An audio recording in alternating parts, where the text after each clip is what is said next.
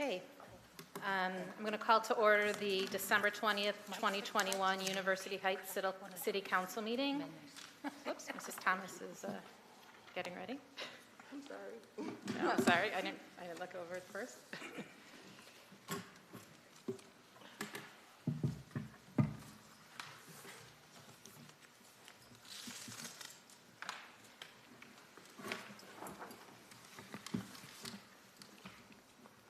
Okay, Mrs. Thomas, can you call the roll? Mrs. Blankfield? Here. Mrs. Berry? Here. Mrs. Pardee? Here. Mrs. Wise? Here. Mr. Erdl? Here. Mr. Rock? Here. Mr. Gould? Here. I are here. Says the glib tongued attorney. Everybody who is able, if you could please rise for the Pledge of Allegiance. Pledge allegiance to the flag of the United States of America and to the republic for which it stands, one nation, under God, indivisible, with liberty and justice for all. The first item on the agenda is the motion to approve the minutes from the December 6, 2021 meeting. Are there any comments on the minutes? Okay, is there a motion to approve? So moved, Vice Mayor. I'll second. Okay, Mrs. Thomas, can you call the roll? Mrs. Blankfield? Aye. Mrs. Berry? Aye. Mrs. Pardee? Aye. Mrs. Wise? Aye. Mr. Erdl? Aye. Mr. Rock? Pass. Mr. Gould? Aye. Okay, the next item on the agenda are any additions or removals to the agenda.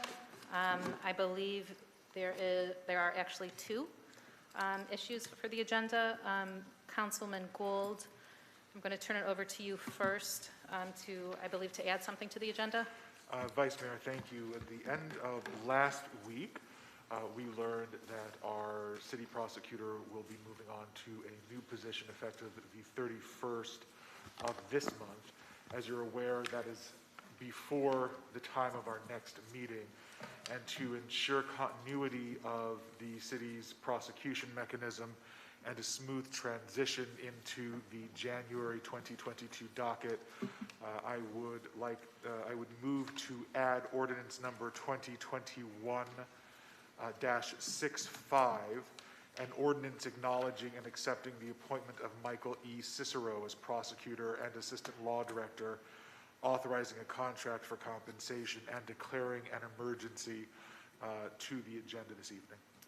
Thank you. And just to clarify with the law director, we can make that item P and move the possible executive session to Q. Yes. Are there any comments on the addition of the agenda item? Okay, is there a motion to add ordinance 2021-65 on emergency?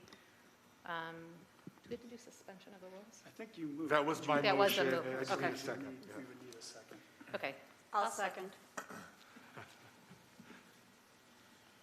Okay, Mrs. Thomas, can you call the roll? Mrs. Blankfield? Aye. Mrs. Berry? Aye. Mrs. Pardee? Aye. Mrs. Wise? Aye. Mr. Erdl? Aye. Mr. Rock? Aye. Mr. Gould? Aye. So that item would be considered added to the agenda as item P. Thank you. Okay.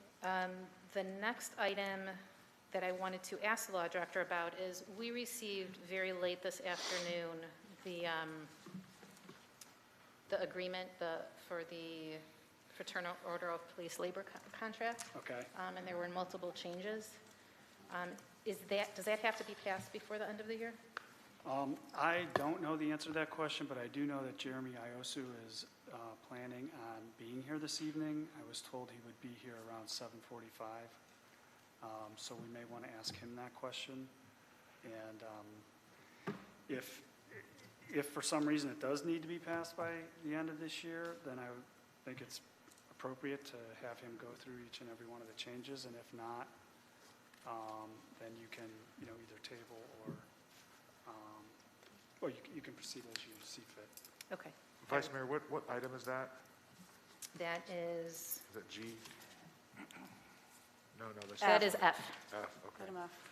Vice Mayor, I would move to table until just before item F, the remainder of item 4, so that we would revisit the additions or removals prior to the calling of that item.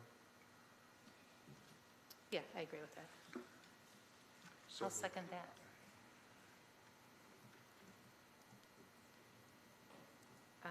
Okay, so does that require a vote then, or just? Well, we have a motion and second, and we're operating under Robert's rules, so clerk, can you call the roll? Mrs. Blankfeld, Aye. Mrs. Berry, Aye. Mrs. Pardee, Aye. Mrs. Weiss, Aye. Mr. Erdl, Aye. Mr. Rock, Aye. Mr. Gould. Aye. Okay, we are now up to, actually, before I do that, are there any other additions or removals from the agenda that anybody would like to discuss? Okay, we're now to the section where there's comments from the audience. Are there any comments? Okay, I see there is not. We now are number 6, reports and communications from the mayor and taking of action thereon. I do know that the mayor forwarded to the law director a report. He did, and I'm going to test my reading comprehension. Still, I'd ask you to bear with me. This is a long report. I regret that I cannot be in attendance this evening. Thank you to Mrs. Weiss for chairing this evening's meeting.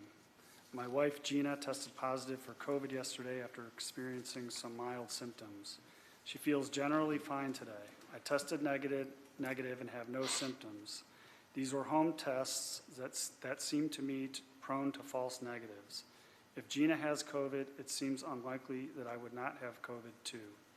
Technically, as I am fully vaccinated and boosted, CDC guidelines would allow for me to be present for tonight's City Council meeting, provided I have no symptoms and remain fully masked.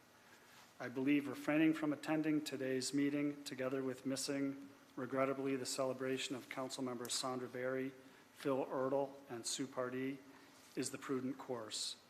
The COVID numbers out there are daunting. Over 10,000 new cases in Ohio on Saturday, over 800,000 dead in the United States, leading the world. Ohio has now had more COVID deaths in 2021 than we did in 2020. There are still over 50 million Americans eligible for the vaccine that have declined to take it. This contributes to the current problem. I urge the public, as our hospitals did in a full-page ad in today's Plain Dealer, to get vaccinated. You may not only save your life, you may save the lives of others who need hospital care. Regarding this evening's business, I am in support of all items on tonight's agenda. I do suggest that Ordinance 2021-54 be heard on first reading rather than on emergency, and would not oppose committee consideration of the paid emergency administrative leave policy related to the COVID-19 pandemic, though further administrative review of the ordinance would also suffice. Further, the agenda may be amended tonight to consider Ordinance 2021-65 regarding the appointment of Michael Cicero as City Prosecutor and Assistant Law Director. Please know I support Mr. Cicero's appointment and look forward to having him on the team as prosecutor. At this time, I thank our outgoing City Prosecutor, Stephanie Scalise, for her service to the City of University Heights, to the people of the city, and to the cause of justice. Congratulations to Ms. Scalise in joining the Ohio Alliance to End Sexual Violence as Senior Legal Assistance for Victims, LAV, attorney, where she will advocate for the survivors of sexual violence. My chief regret in not being in attendance tonight is that I am missing the last meeting of outgoing council members Sandra Berry, Phil Erdl, and Sue Pardee. All three of these people have not only been thoughtful members of our city council, all three have devoted their professional careers to public service. Mr. Erdl in the courts, Mrs. Pardee in education, and Mrs. Berry in the courts and in education. Mrs. Berry, due to the nature of our council vacancy appointments, I did not get to vote for you, but I would have. Your time here may have been short, but it was impactful and exemplary. You were a reliable partner in our formation of the Citizens Committee on Policing Policies, and your contribution to its success was crucial. At a time in our nation's history when the crisis of the pandemic met its twin in a long-coming reckoning over racial injustice in our country, you were essential to helping move our community forward at a time when it was neither politically popular nor expedient. The good work of public service, the necessary work, is something that has been a hallmark of your long and distinguished career. I am grateful that you were here to do that for the community. Thank you. Mr. Ertl, you have long been the conscience of this city and the memory of this body. Your deep roots and standing in the community, your service, your willingness to the very end to advocate for your neighborhood and your neighbors have all been inspiring to us all and certainly to me. With your retirement this year from Shaker Municipal Court and your last meeting tonight, you have more than earned the time off to travel and recreate, as much as you helped make University Heights a fun place to live with the last redo of the pool at Purvis Park. Thank you. Mrs. Pardee, nothing I could say tonight would be enough. Almost 5 years ago now, I asked you out for coffee to send your support for my run for city council because I thought you would be running for mayor. By the end of our coffee, you had given me so much more to think about. It led to the collaboration we had for 2 years as mayor and vice mayor of this city. We got a lot done together, and we have a lot to show for it. While the work continues, your work here is now almost done. I hope Phil and Sandra will understand when I say that I will miss you the most, Sue. Thank you. It has been an honor to serve with all three of you. You have all served with distinction. May we live up to your example. May the wind always be at your back as the road rises up to meet you. And this is not goodbye. See you at the Walt and at the pool. Thank you. This concludes my report. Thank you, Law Director. The next agenda item are reports and communications from City Council. I actually have a small report that all the council people have asked me to say, as well as some comments. Councilman Rock and I will be meeting the new council members this week. We are looking very forward to working with them, just to discuss processes and what their goals are for the coming year. The Law Director will also be having an orientation with the new members that will be scheduled shortly. Councilwoman Blankfeld will be starting the series of discoveries along in conjunction with the administration to arrange programming that we feel is, or she feels is needed in the community. We had an excellent council of the whole meeting, and the outcome of that was that there is more to do and more conversations to have. So that is the council report. The first item on the agenda is Resolution 2021-58, honoring Councilmember Sandra Berry. We are honoring by resolution all three members at this council meeting. We had a lovely, I would say ceremony actually, before this. We all got to say some personal thank yous and just, memories that we've had with all of them. And I know that each and every council member truly cherishes our time together with the three of you, and you will all be sorely missed. I know that Councilwoman Pardee wanted to say a few words. This is, I think we're going to take one resolution at a time. And then if every council member, I'm going to pass around these resolutions. One is for the actual filing, and one will be framed for each of you as well. So is there a motion for Resolution 2021-58, honoring Councilmember Sandra Berry? So moved. Yeah, I'll second. Mrs. Thomas, can you call the roll? Mrs. Blankfeld? Aye. Mrs. Berry?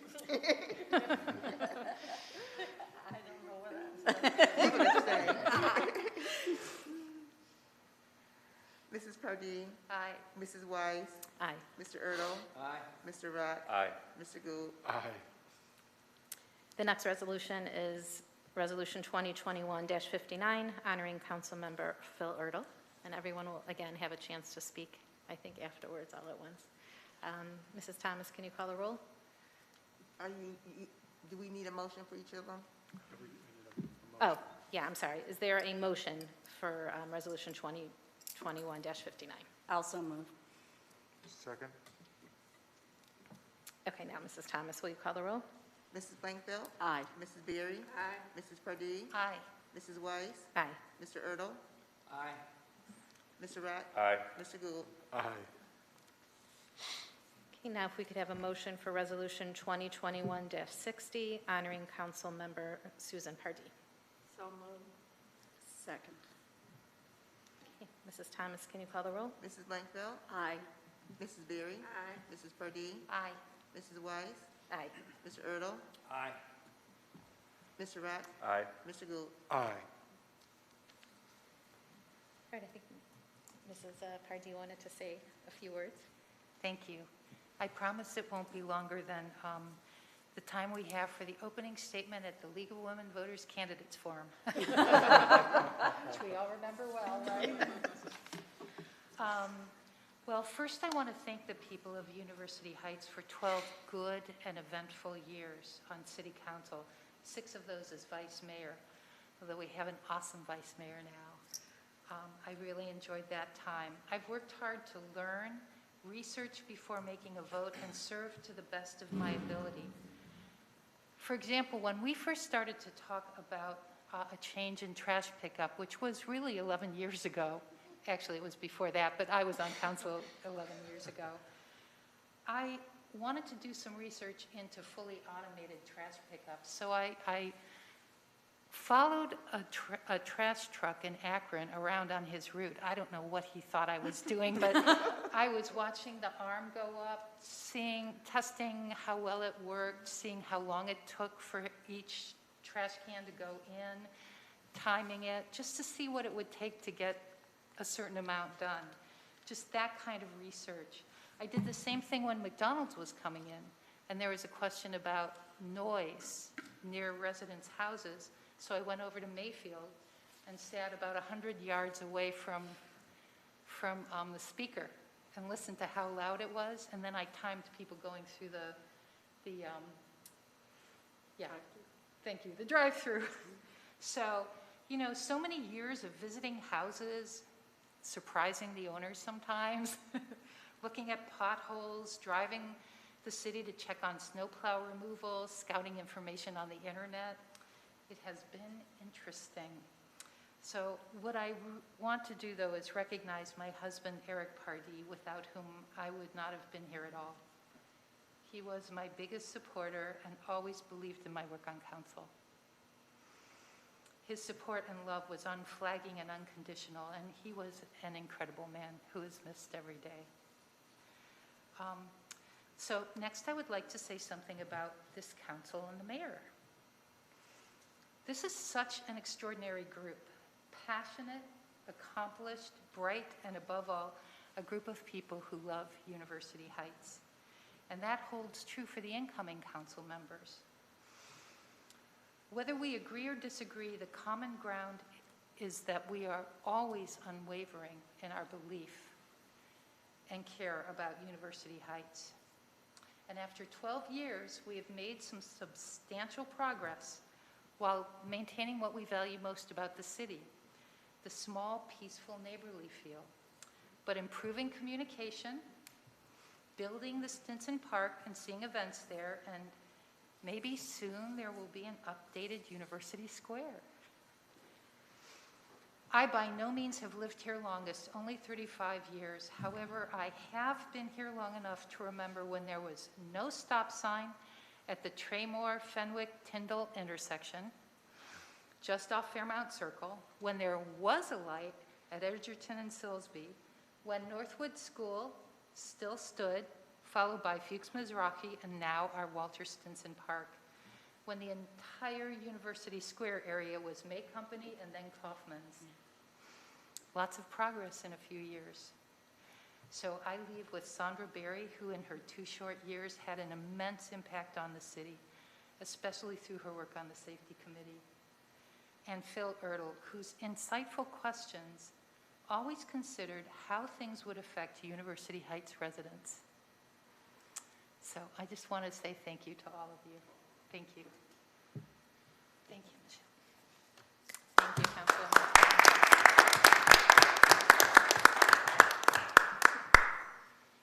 I don't know, Mr. Erdl, did you want to say anything? I'm short and sweet usually. I would just like to say thank you and good luck. You guys are in great hands. You got a great group. I've seen a few groups together, and you guys are a great group. I fully expect you to get a lot done, a lot of good things done. Thank you. I say the same. The one thing I have appreciated in these 2 years is getting to know and feeling comfortable that even though I'm leaving a council that is looking out for the best for University Heights. And so I don't worry because I feel like getting to know this council and the ones that are coming in, that University Heights is in good hands, along with the mayor, Brennan. And I believe that you all love this city, and I've seen other cities that have not had people look out for them as well. And so I feel very confident, and I appreciate the 2 years that I have been here. And I want to make sure you all remember that I'm here to help in any way I can, just not as a council person. I might take you up on that. I was going to say, okay, she said it. All right, thank you, Mrs. Berry. Okay, the next agenda item is agenda item number D. Motion to approve a revised price quote from Starfish for mediation project, an amount not to exceed $22,775. I know that we have Starfish and one of our tech advisory co-chairs here. If they can come up to the podium. Vice Mayor? Yeah. Our Tech Advisory Co-Chair, Chris Hudak, is going to answer any questions we have, but also talk with us about the quote and some of the immediate things that were needed through the REA study. So we're very grateful that she joined us tonight. Thank you, Councilwoman Pardee. You were the one who got me into this, so I'm thanking you. She called me one day and she said, "You want to be on the tech committee?" I said, "Yeah, okay, I'll do it." And then the next thing I knew, I was co-chair. Our chair cannot be here this evening, but he sends his best, and he and I have talked extensively, and I've talked extensively with the gentleman from Starfish. Let me just give you my read on the first quote, which is 12175. Excuse me.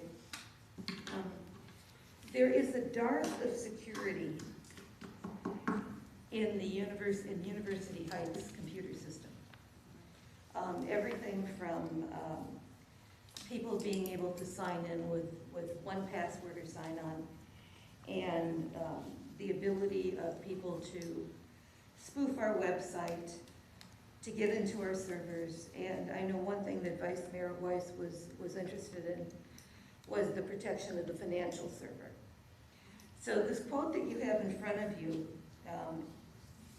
is a quote to take care of all of the security issues, to do the remediation work, to bring the city up to, I don't want to say code, but to bring the city to a point where we can be sure that our computer systems are protected, cannot be broken into, and are safe for everyone to use. Would you like me to go through each of the items on this? There's 6 items. Or do you just want to take a look at them and ask questions? Please go through them. Okay.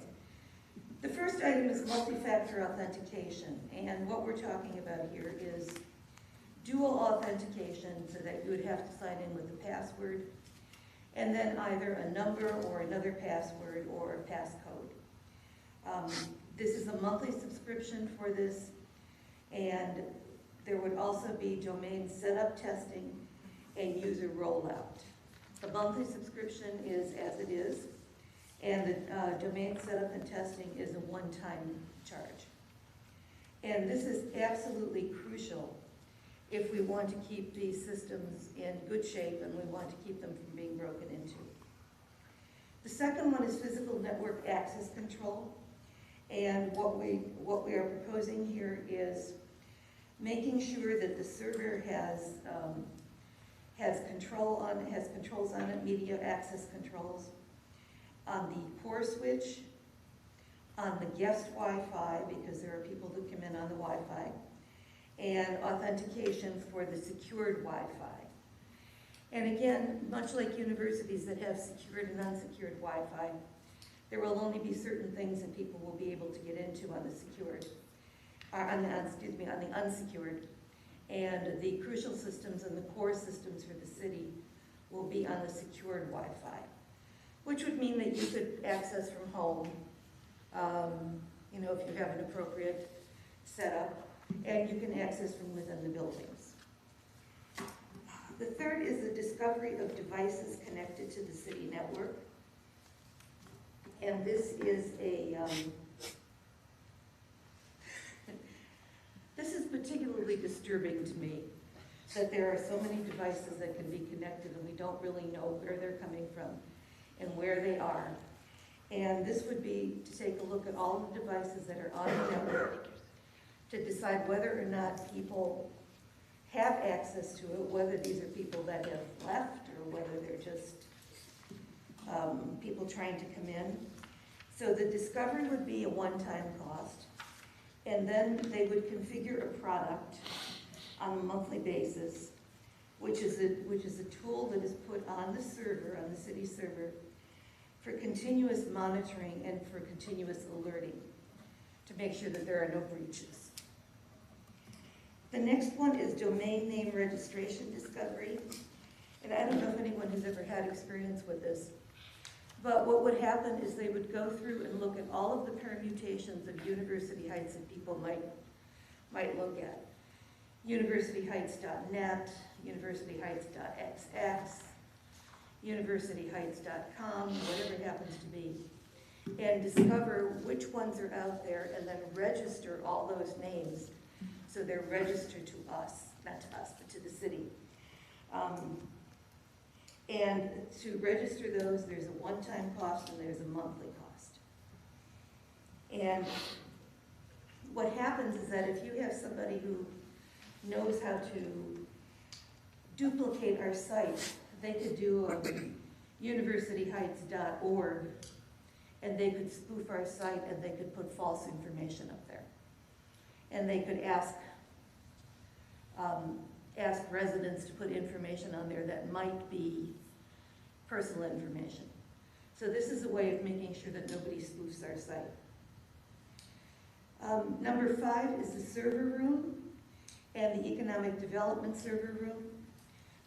There is no air conditioning or nothing that is useful to speak of in that room. Hopefully the city will have someone who can do that work and put it in. And the recommendation is a 10,000 BTU AC unit for the main server room. And those servers get very hot when they're working, so you need to keep them full.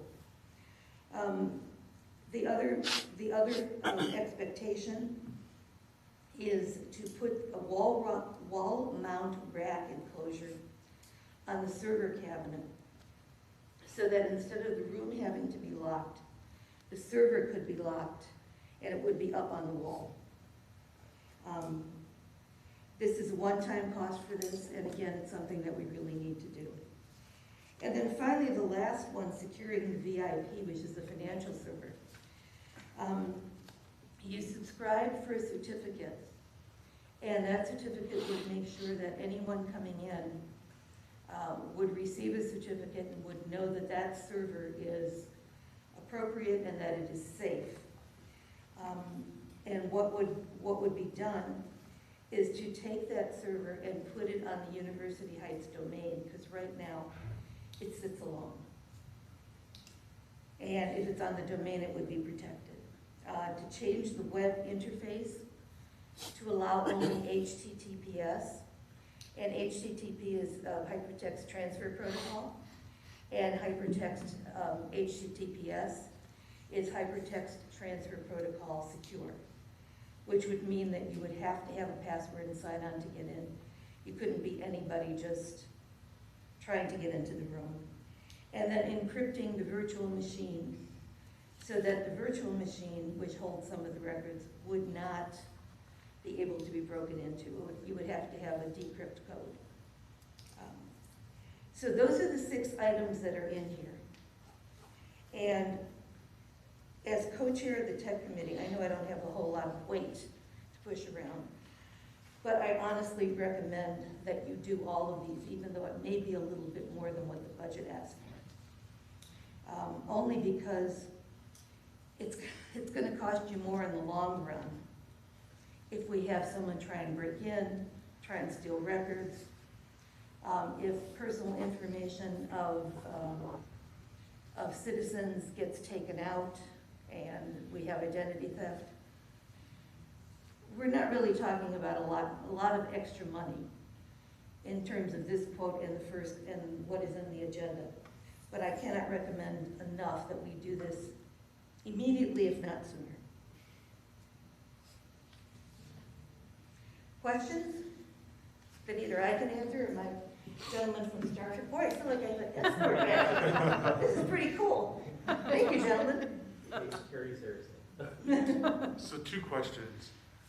One, my understanding was that the discovery, there was a detailed list that was part of the work that was already done to identify, that seemed to show who was connected to the network.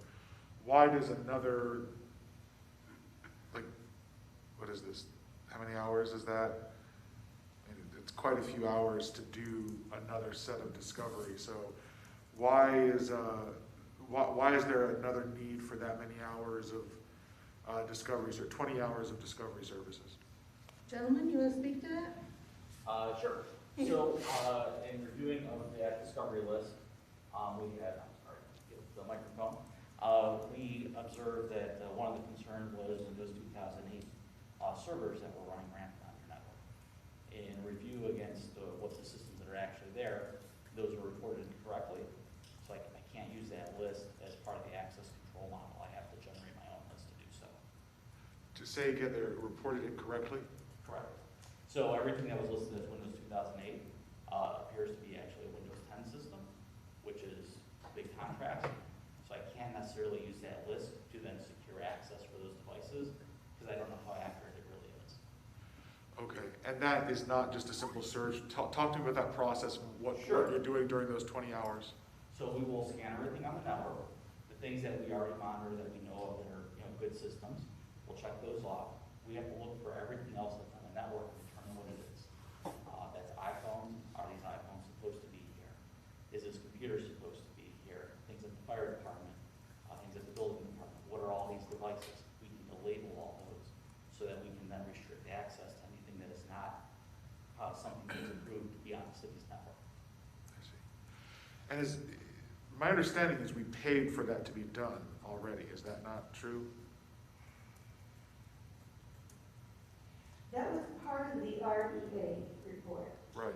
Okay, I don't want to take their name in vain, but it's really tough when something says it's Windows 2008 and it's actually Windows 2010. And that's something I think council may have to take up with REA.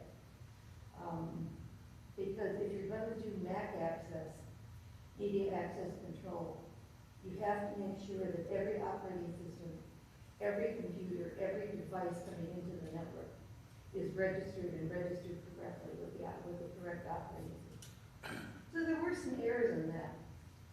And when Jay and I read over the report, we looked at it and we were not exactly sure where those Windows 2008 devices were coming from. I see. And so that's why discovery. It may not take as long as 20 hours. Correct. Yeah, it's certainly if it's less than what we build is the actual time. I would hope that we could do it in less, but I need to go and scan for everything and then check everything off that list so that we don't miss anything that they would report to you as being a security risk as well. So I think that would be, for the Tech Advisory Committee, I'd like to understand, I think we just got the full report at the last meeting distributed thereafter. At some point, I anticipate REA will come in for questions on that, perhaps in the next meeting, but it's quite easy to quantify the amount of money that mistake has cost us, and I'd like to bring that up at a later time. The second question is on the discovery of the URLs. So again, this is like a web search, right? You go to name.com, you type in University Heights and hit enter. That's what I think of when I looked at what is available for University Heights. It returns all of the registered names from the ICANN database, and the ones that aren't available are already taken. What is the discovery in that if I can do a simple internet search for that? So what we're looking to do is we're looking to search for common misspellings, to be transparent about it. So maybe add an extra I in places that you would miss, so that if I were somebody else that registered it with an extra I somewhere in there to send you email, you might think it's from University Heights. We have to go then find out the different spellings that are common mistakes or easily to be tricked for end users, and then see if they're available for registration. If they are, we're going to scoop those up so that they're owned to the city and they can't be used by a malicious actor. I see, okay. And when you're doing that, you can do a simple web search. You can have some high school kids look at all the permutations. But if you use, no disparaging remarks to high school kids. But if you have someone do it professionally, there are algorithms, there are programs that can do that can do it a lot faster than just doing a web search. Okay. And it would be more than the number of hours that are quoted. Thank you. Are there any other questions? Vice Mayor, I just have a comment. So the process was, we received the REA report in full, or what we thought was full. Tech Advisory Commission met. Chris and Jiang led the group through a discussion of the different elements of the REA report and felt that there were things that should be done immediately and that were, for lack of a better word, perhaps low-hanging fruit and could be done quickly and fairly inexpensively. There was an email conversation among the Tech Advisory Commission members to firm that list up so that the co-chairs knew exactly what should be done immediately, and there was agreement among the expertise that makes up the Tech Advisory Commission. The mayor then went ahead and asked Starfish for the quote. So, and I also wanted to say that in January, the REA representative, Paul Hugelberg, is willing to come to a Tech Advisory Commission and provide as much time as necessary to answer any questions. So the next committee chair will set that up, okay? Thank you. Okay, thank you.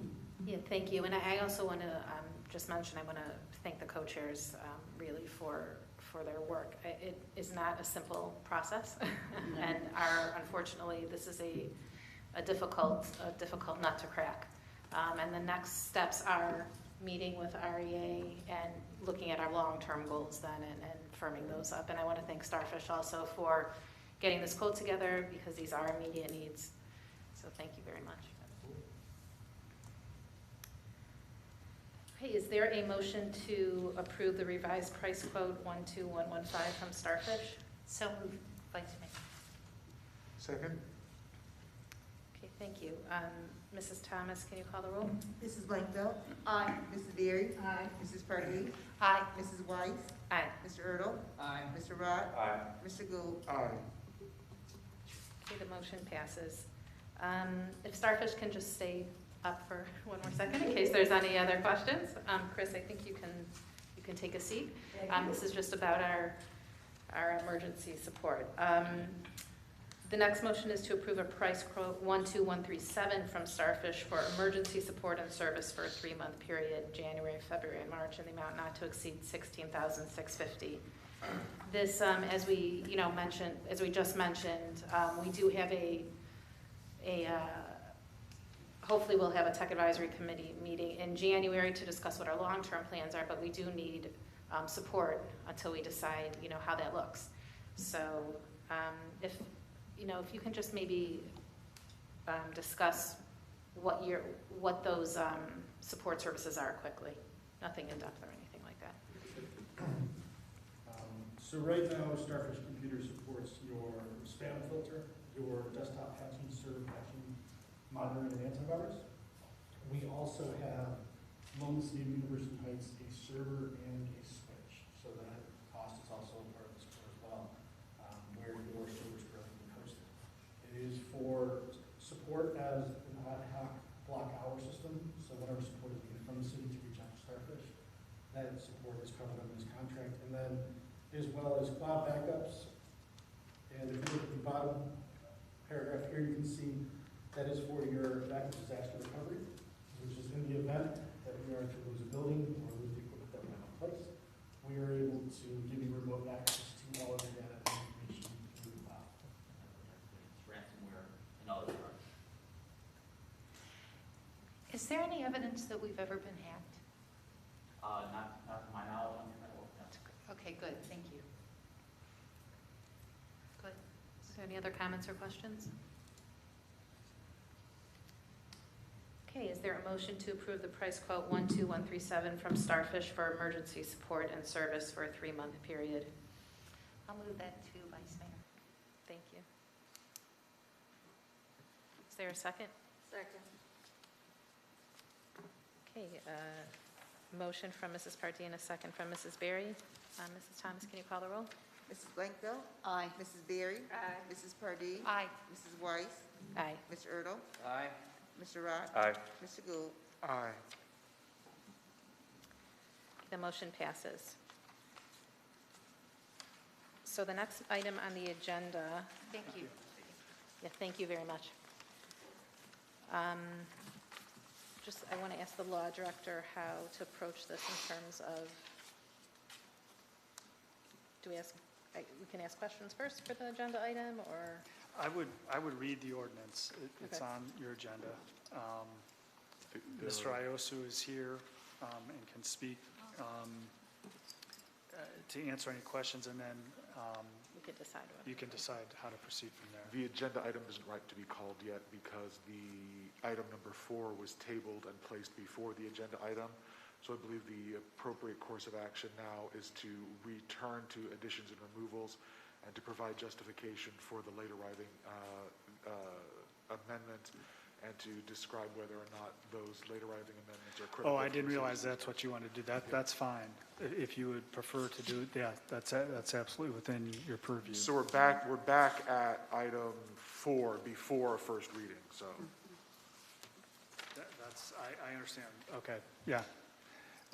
You're free to have Mr. Iosu answer whatever questions you may have and then decide whether to read or not, or take action under item number 4.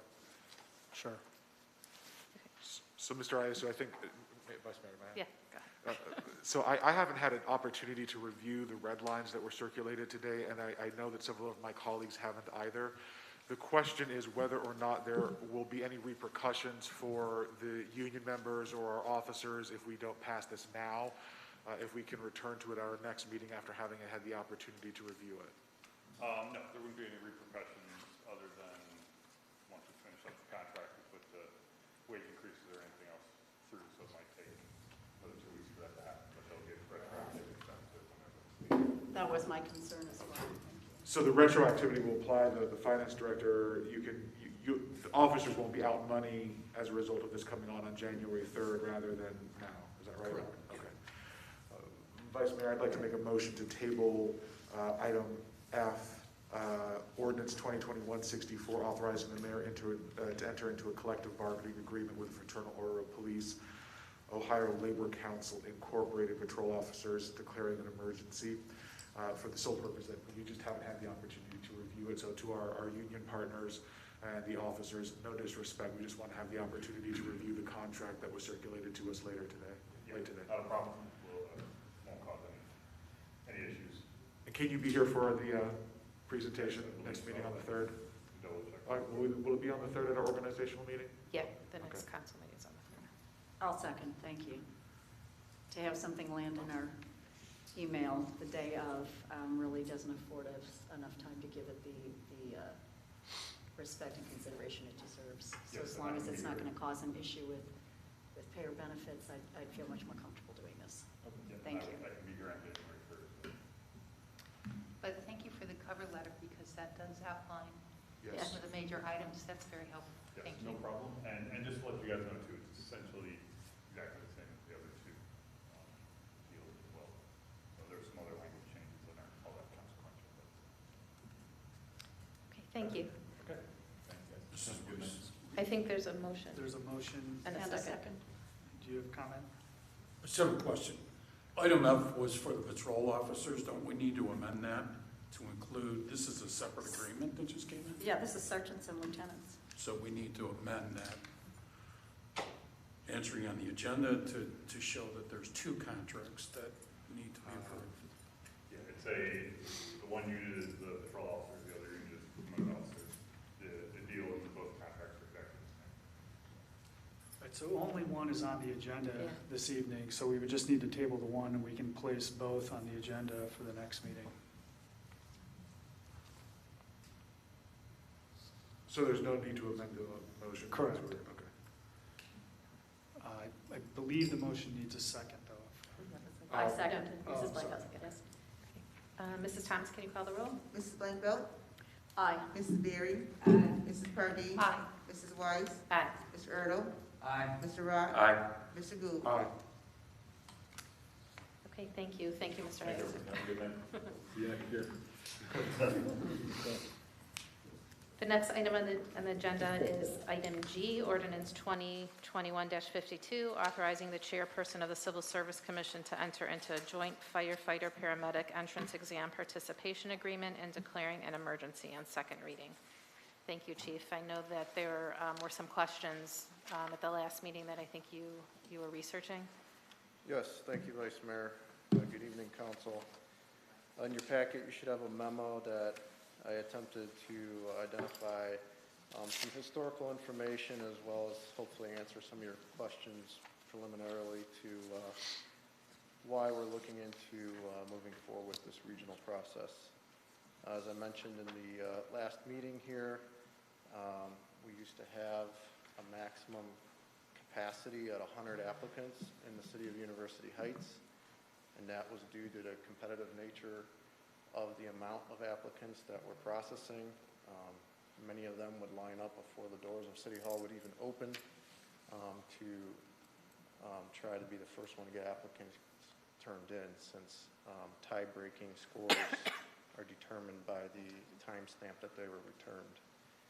And unfortunately, in public service, that amount of competitiveness or number of candidates seeking applications are just not there currently.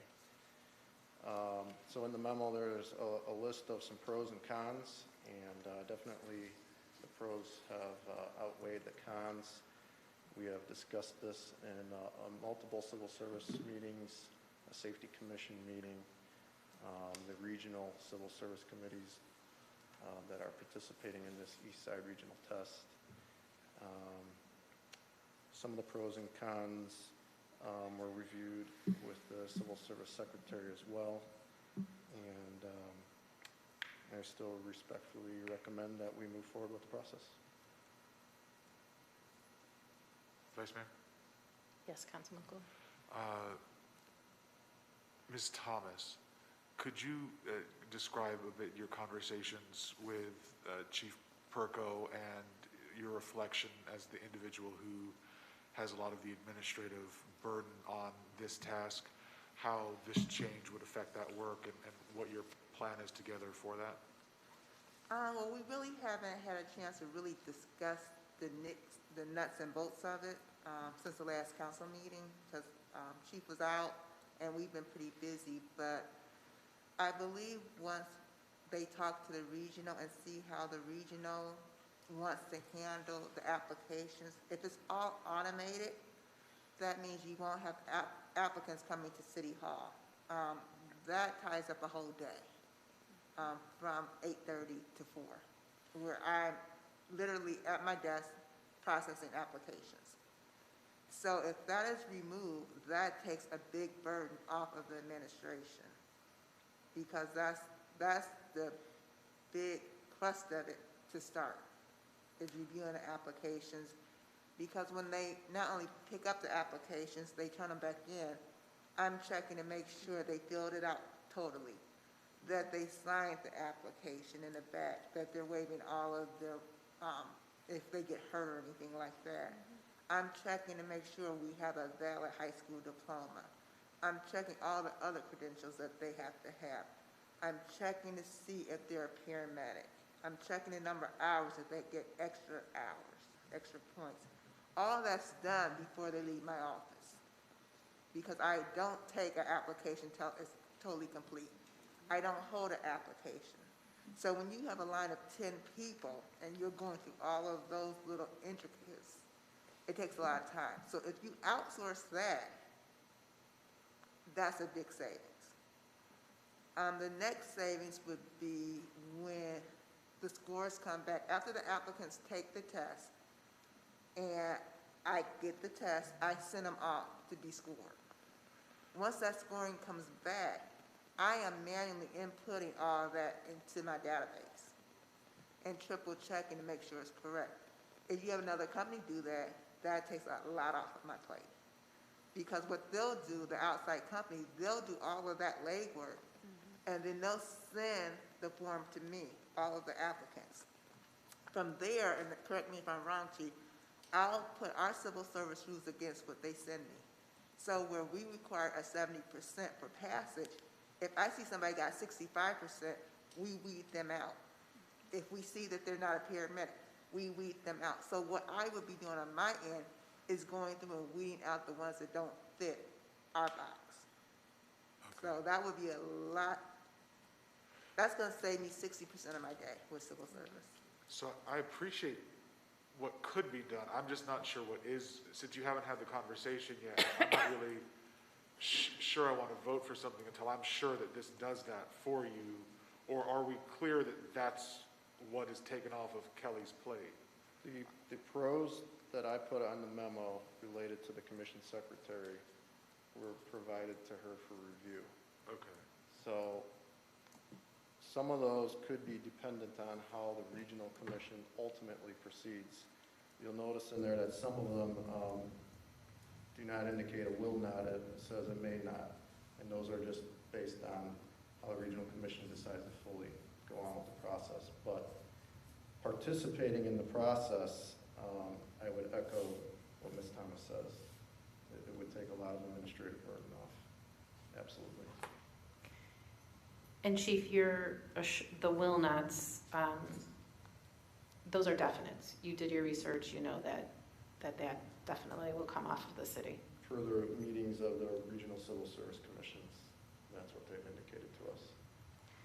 And that includes some of the items that were not mentioned verbally here, but are listed there, like marketing, which are things that, you know, the city of University Heights doesn't have a marketing department. So we do our best as the secretary of the department to get the word out, but they actually have a small marketing plan with the collaborative cities. And this is a year-long contract, or can we get out at any time? The agreement that we're looking at is specific to the year of 2022 for that exam. However, the civil service list that would result from that, although it's good for a year for our civil service rules, it could be extended up to an additional year. Okay, so we're not beholden to it if we see that the process doesn't work for us, you know, in 2023, we can bring it back in-house if we need to. Correct. Is there a timing issue? Is there we need to pass this, is that correct? There is a regional commission meeting the first week of January where they want to take a vote on who is participating in the exam, choose the testing company, and then move forward with the marketing plan and all the other particulars. We also have a civil service commission meeting tomorrow, which I believe partly was tabled from the regular scheduled date to see if council would approve this. I mean, Chief, I've heard your frustration over the last, I would say, 2 years.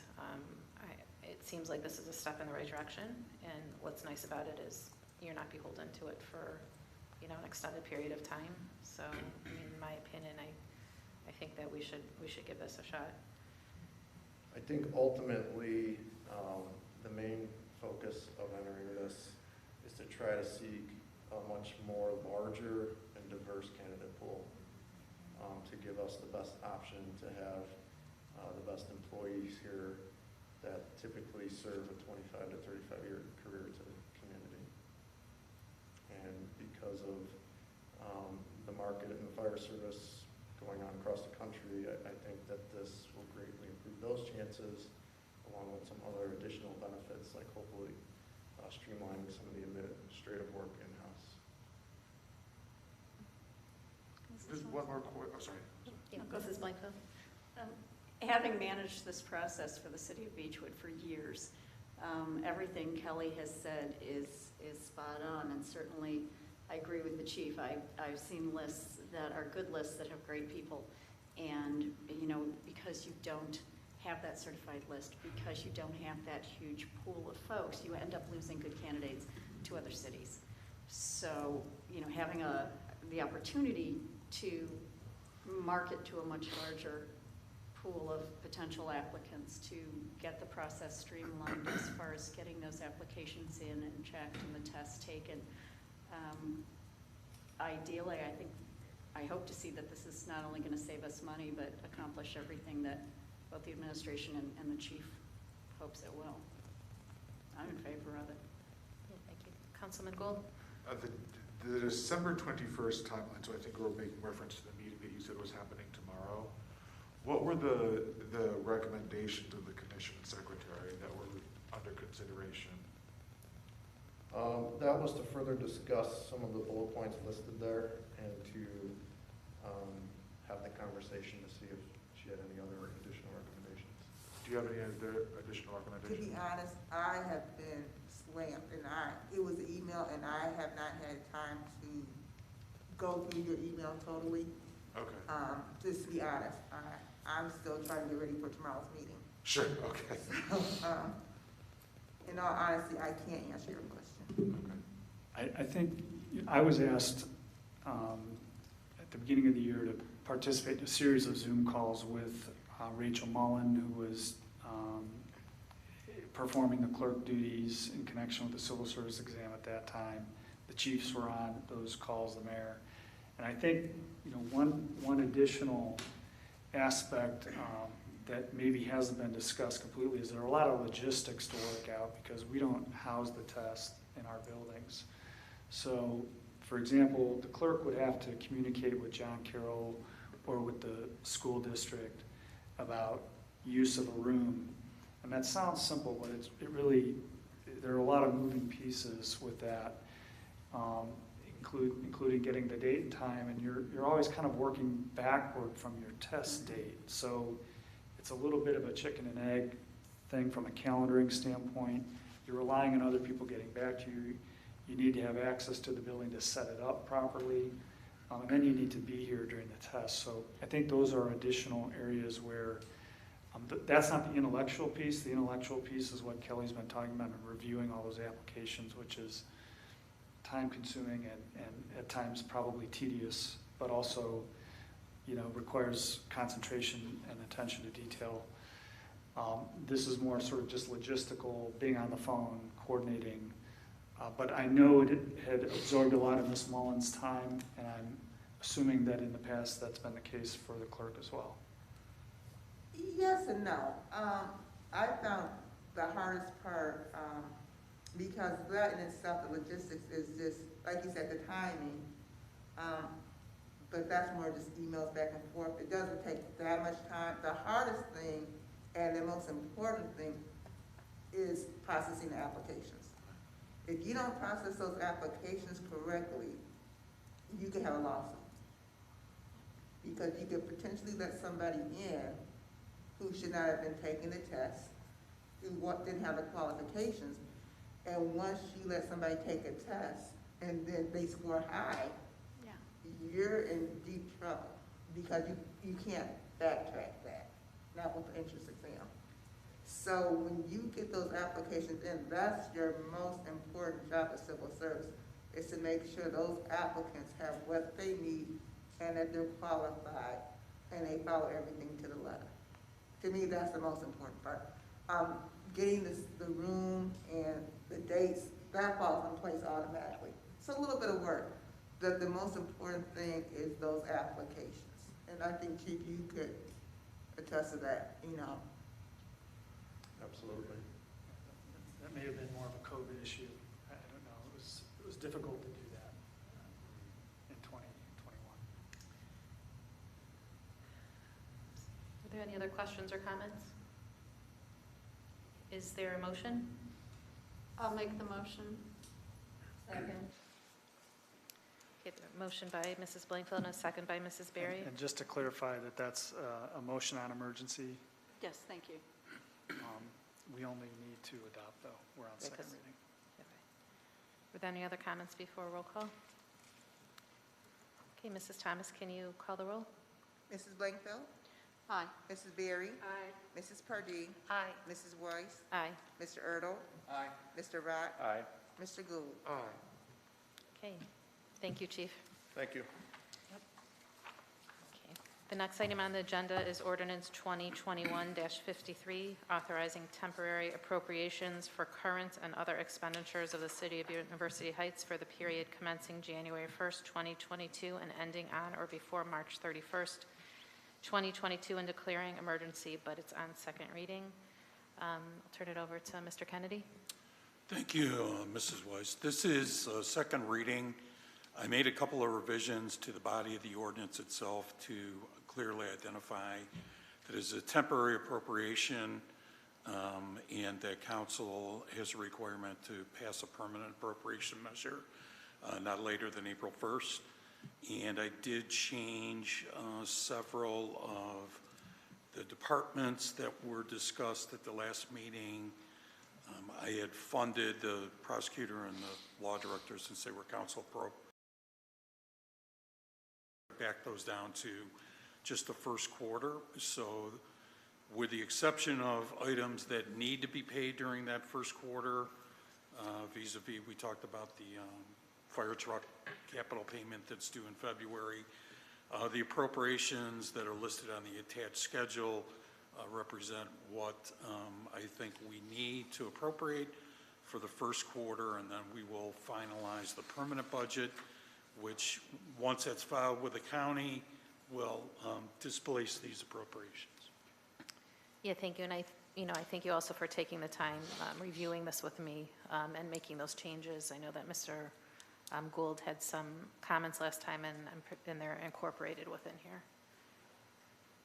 And I'd ask this be an emergency as well, so I can file it downtown. Vice Mayor? Yeah, Mr. Gould? I'd like to make a motion passing Ordinance 2021-53, authorizing temporary appropriations of current and other expenditures for the City of University Heights for the period of January 1st, 2022, ending on March 31st, 2022 on emergency. Is there a second? I'll second. Thank you. Are there any comments? Okay, Mrs. Thomas, can you call the roll? Mrs. Blankfeld, Aye. Mrs. Berry, Aye. Mrs. Pardee, Aye. Mrs. Weiss, Aye. Mr. Erdl, Aye. Mr. Rock, Aye. Mr. Gould. Aye.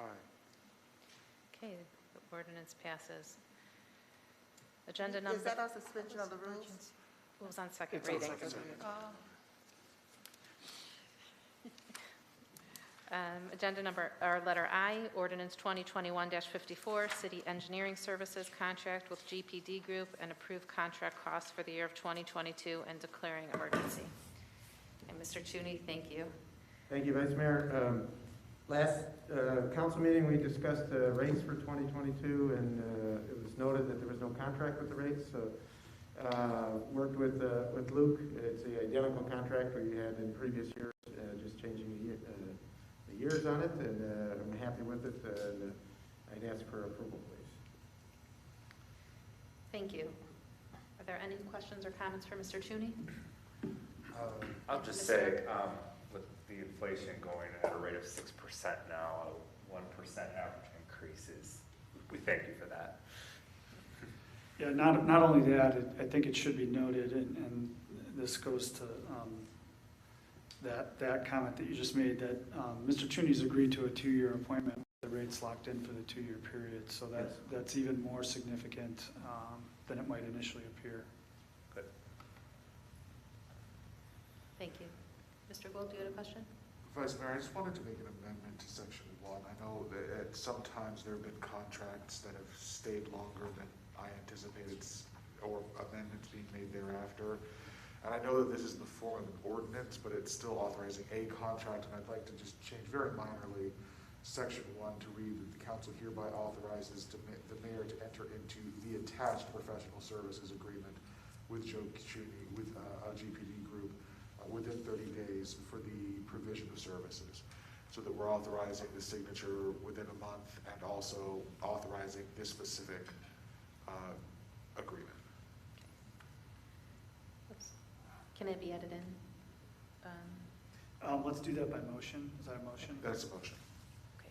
So let me just, we'll say, to authorizing the mayor to, within 30 days, enter into the attached professional services agreement. And I'll second that. Does that amendment have to also? So that needs to be voted on. No, you're amending, and then we'll approve as amended on emergency. But we have a motion and a second on the proposed amendment. Okay, Mrs. Thomas, can you call the roll?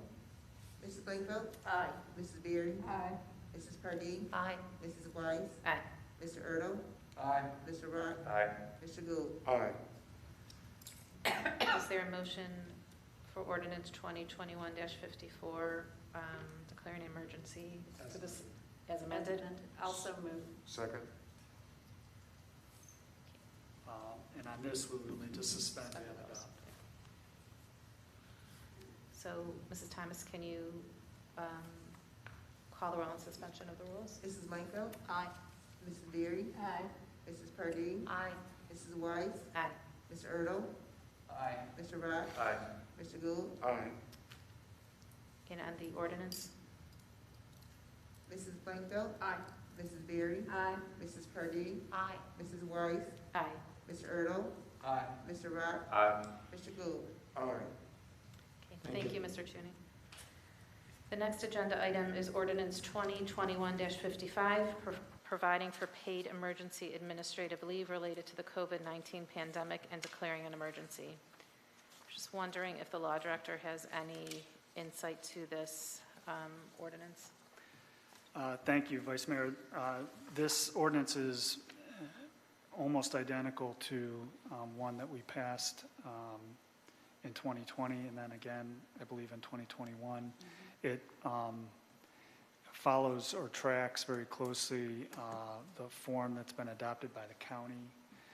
It provides the opportunity for employees who have exhausted other forms of leave and are in some way impacted by a COVID-related illness to have additional paid time off through the entirety of the year. That's the same benefit that the county is awarding. And I would just reiterate, for the benefit of the record, the remarks that the mayor made during the report of his that I read, that he is recommending that it not be adopted this evening at a minimum, and would also welcome a referral to committee for further discussion if council feels that's appropriate. Okay, are there any comments or questions? Is there a motion?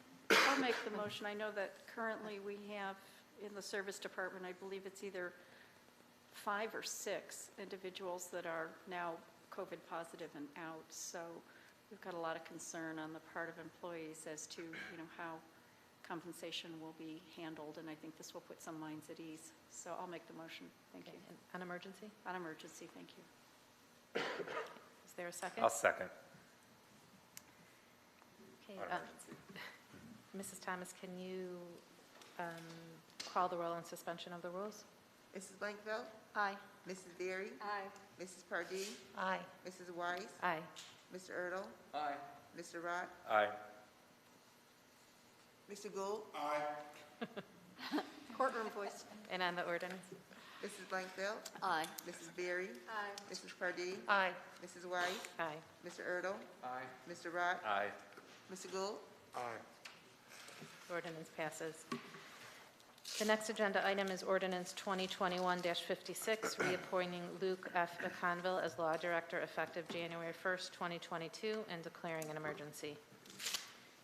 I'd just like to comment that I think I can speak on behalf of all of council that your services are valued. You make time whenever it is needed, and I definitely am supporting your reappointment. Thank you. I'd like to echo that.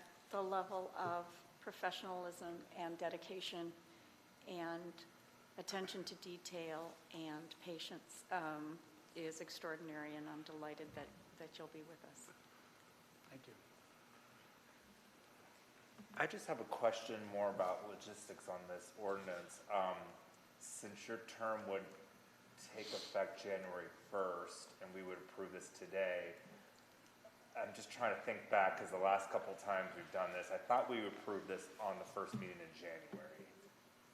Is just so there's no lapse between January 1st and the first meeting? Is that why we're doing it today? or- No, it was to bring it in line with the other department head appointments. I think the current appointment, I think it expires in January. I'm not sure if it's in the middle of January or at the end. I would have to look at the dates. So you could read this and then either table it or place it on second reading for the next meeting. Okay. And the only reason I'm asking this, I'd love to have you be our law director forever, but with 3 incoming council members, I feel they should have a vote on this since you will be the law director for council, the incoming council. That's why I'm asking Sure. about the timeline of this. Yeah, you won't have a lapse if that's your question. I know that. Councilman Rock, do you want to maybe change this to first reading?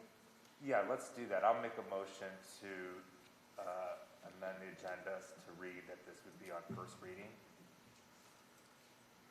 Is there a second? I'll second.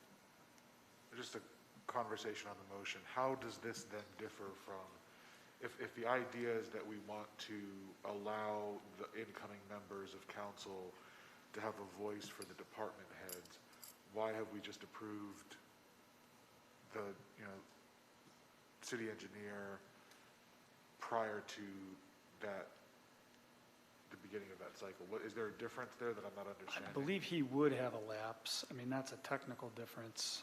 His contract is up as of the end of the year, so that would be the technical difference.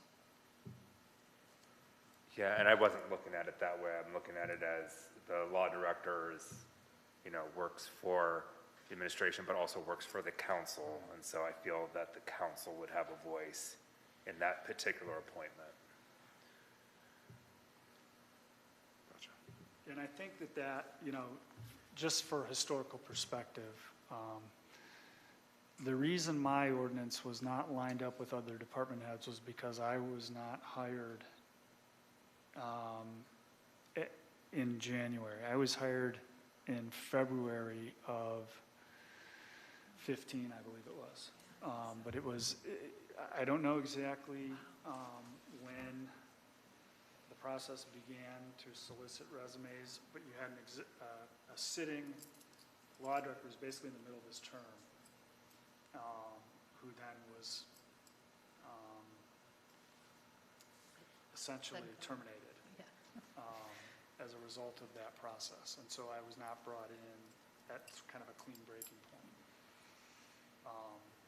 It was the middle, it was after, it was in February. I don't remember if it was the middle of the month or not, but that's why my ordinance is not lined up in the past with other department heads.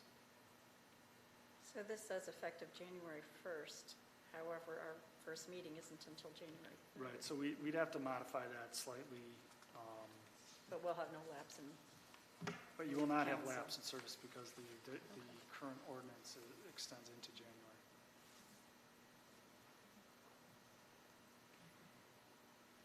Okay, so Councilman Rock, do you also want to maybe amend to January 3rd? Yeah, I'll make that motion to amend, where are we? Ordinance 2156 to reappoint Luke McConville as Law Director effective January 3rd, 2022, and on first reading. Is there a second? I'll second. Mrs. Thomas, can you call the roll? Mrs. Blanco? Oh, this on the amending of the, Right. yeah. Mrs. Blanco? Aye. Mrs. Berry? Aye. Mrs. Pardee? Aye. Mrs. Wise? Aye.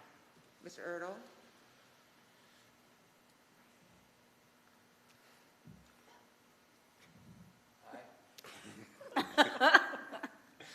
Mr. Rock? Aye.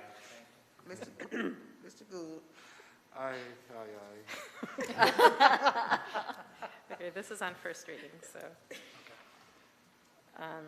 Okay, agenda letter L, Resolution 2021-57, requesting the County Budget Commission to advance taxes from the proceeds of tax levies for the period January 1st, 2022 to December 31st, 2022, pursuant to Section 321.24 Ohio Revised Code and declaring an emergency. Turn it over to the Finance Director. Thank you. This is an annual statutory requirement. This will let the county know that we've authorized them to give us advances on tax collections, both for the first half and the second half. Without this filed with the County Budget Commission, we would have to wait to the final settlement. So we get money in January and February as the money comes in through the county. And this document will then allow them to transfer those monies to us as they're collected, as opposed to waiting until final settlement. Thank you. Are there any questions for the Finance Director? If not, I'll make a motion to approve Resolution 2021-57. Is there a second? Second. Any comments? Mrs. Thomas, can you call the roll? Mrs. Blanco? Aye. Mrs. Berry? Aye. Mrs. Pardee? Aye. Mrs. Wise? Aye. Mr. Erdl? Aye. Mr. Rock? Aye. Mr. Gould? Aye. Okay, the resolution passes.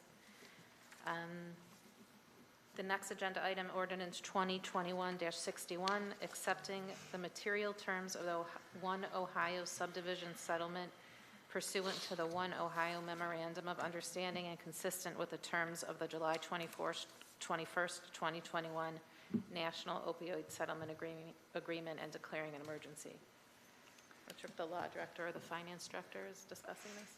Yes, thank you, Vice Mayor. This is the second of the national opioid settlements. In this case, the settlement has been reached with Johnson & Johnson / Janssen. It is operating the same way as the prior opioid settlement that City Council approved. The Ohio Attorney General is asking for municipalities throughout the state to indicate their intention and support of the settlement by indicating they'll enter into a participation agreement. They're seeking to get 95% of all of the municipalities in Ohio to express their willingness to participate, because that threshold number causes the total dollar amount of the settlement to go up by a certain percentage. The total amount of money is, I don't have the exact amount. I have it sitting on my desk, but I don't have it with me. I think it's in the neighborhood of between $14,000 and $17,000, depending on how many municipalities indicate their participation. I know from the Ohio Municipal Attorneys Association listserv that municipalities throughout the state are approving the settlement this month. We are not actually a participant in the litigation, so this is in some ways a bit of a windfall for us. And as was the case last time, the funds that will be provided to the city will be earmarked for purposes that are deemed to assist or enhance the fight against the opioid epidemic. Just a question, I know the police chief isn't here, but did we purchase Narcan? Did we have training on how to deal with situations? Do you know what that was used for in the past? I don't know exactly what they spent the money on. I don't know if the finance director would have some insight into that. I'm not sure, though, that we actually received the money yet. I'm not aware that we have received any of the distributions yet. Oh, okay. But that's probably what maybe those two topics would, what the settlement would cover. Certainly Narcan would be something that we would want to use.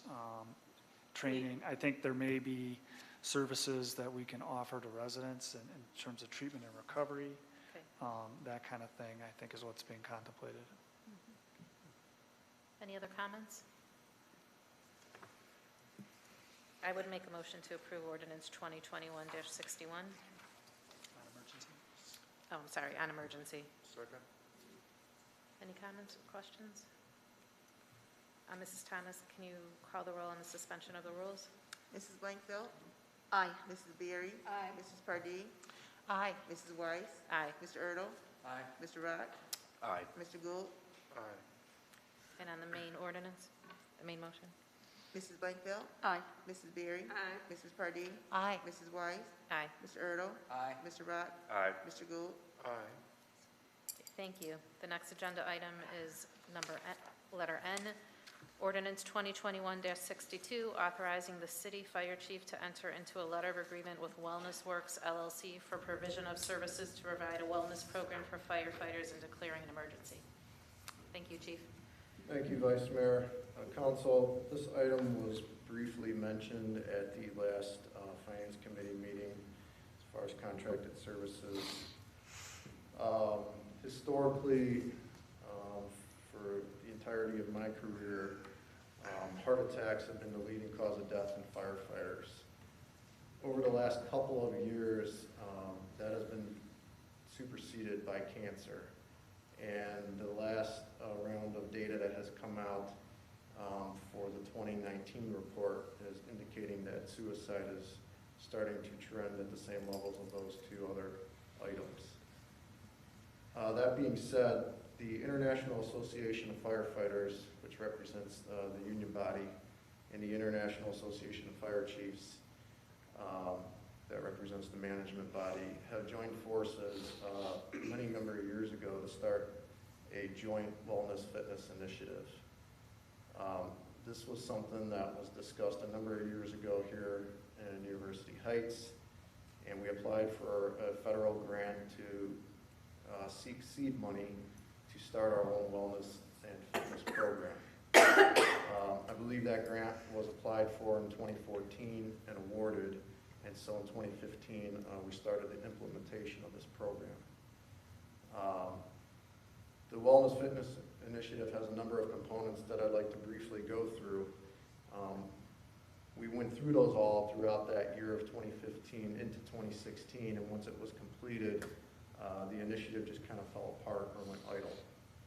In 2018, it was revigorated and was actually approved into the fire union collective bargaining agreement to establish and maintain this program. And the mission of the program is to make it mandatory but non-punitive and to follow the number of components in it. So starting in 2018, we started our journey into how to best accomplish these different components. And we were not able to start them all at one time. It was an understanding that it would be a process. So the agreement that the ordinance refers to is a continuation of that process.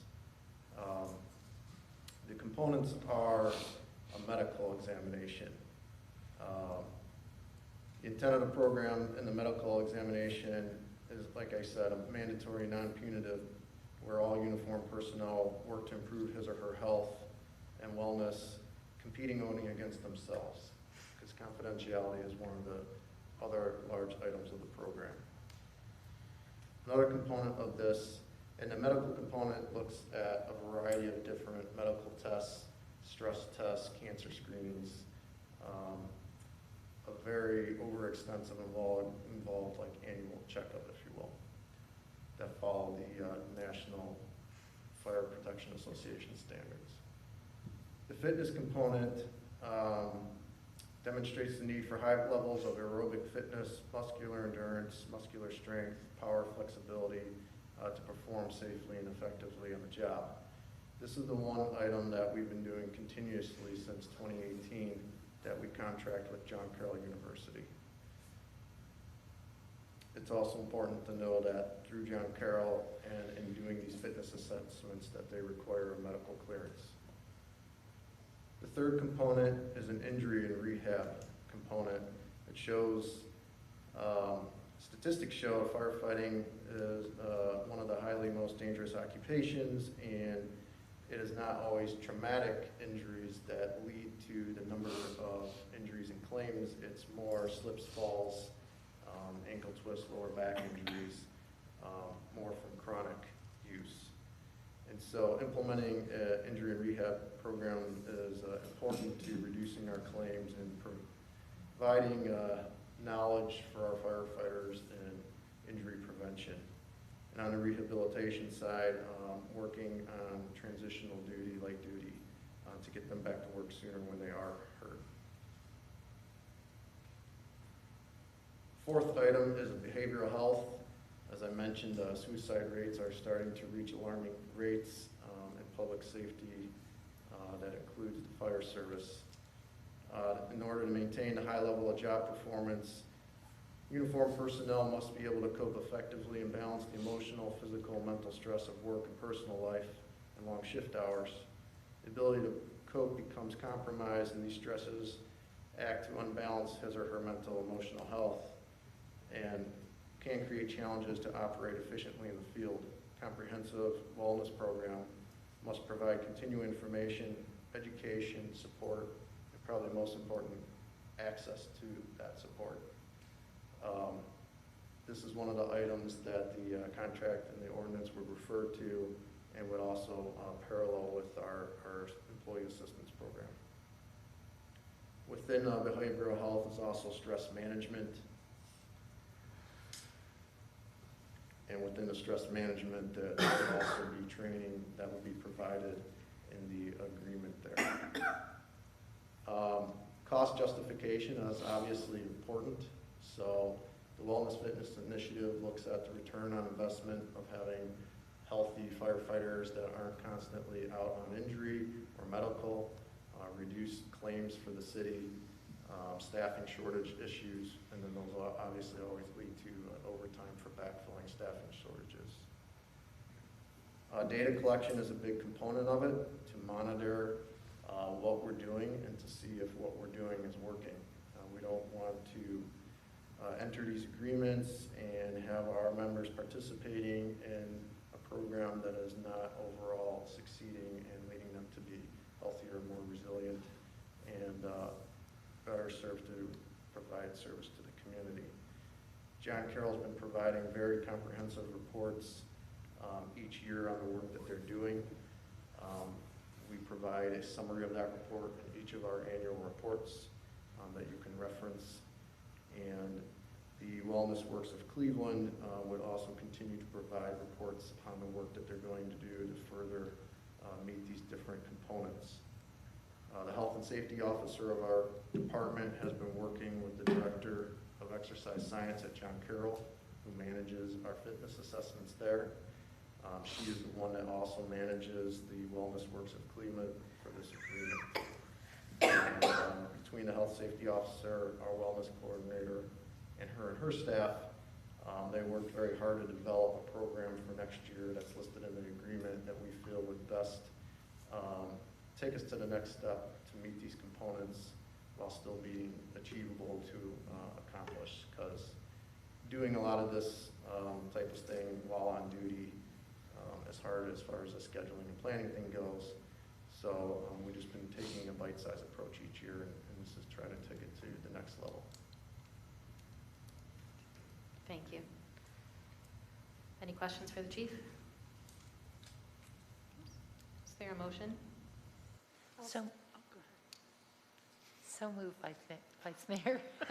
Thank you. And on emergency? Yes, and on emergency, thank you. I'll second.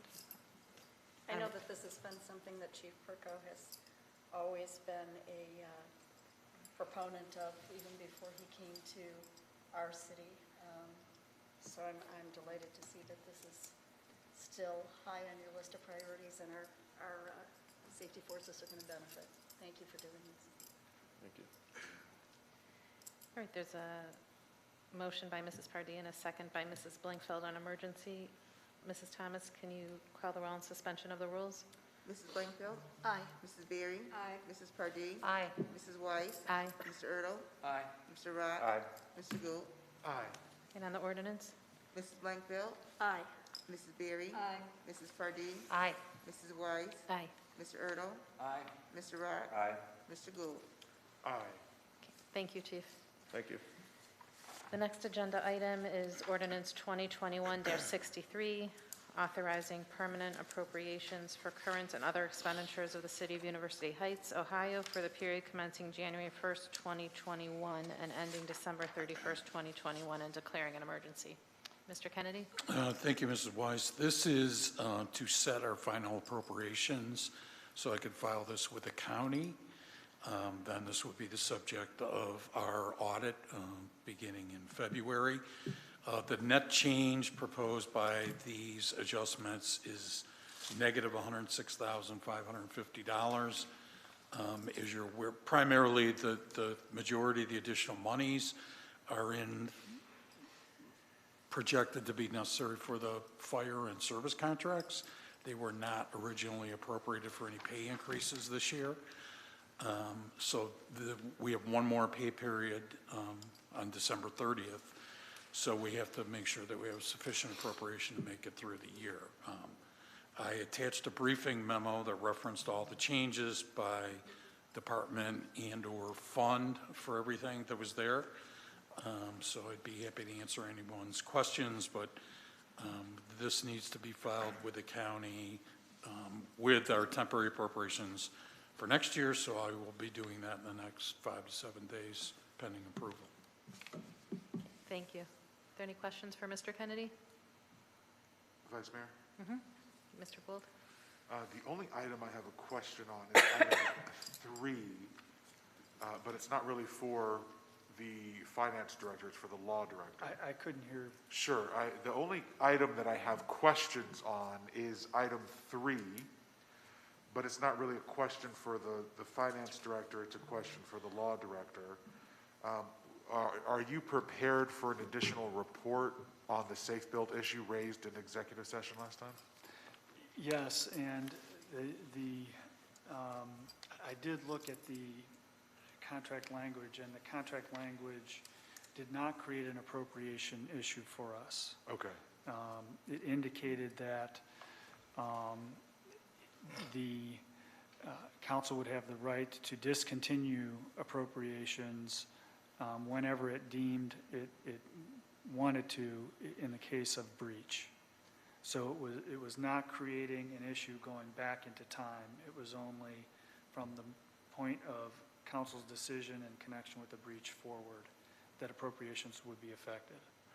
So talk to me about the amendment that occurred or the additional agreement that was entered into after the appropriations action in March. That's essentially what it said was, notwithstanding the fact that we're appropriating money and we're making a representation to you that the money is appropriated for the full duration of the contract, we have the right at any time to, in the event of a breach, to say we're terminating the contract.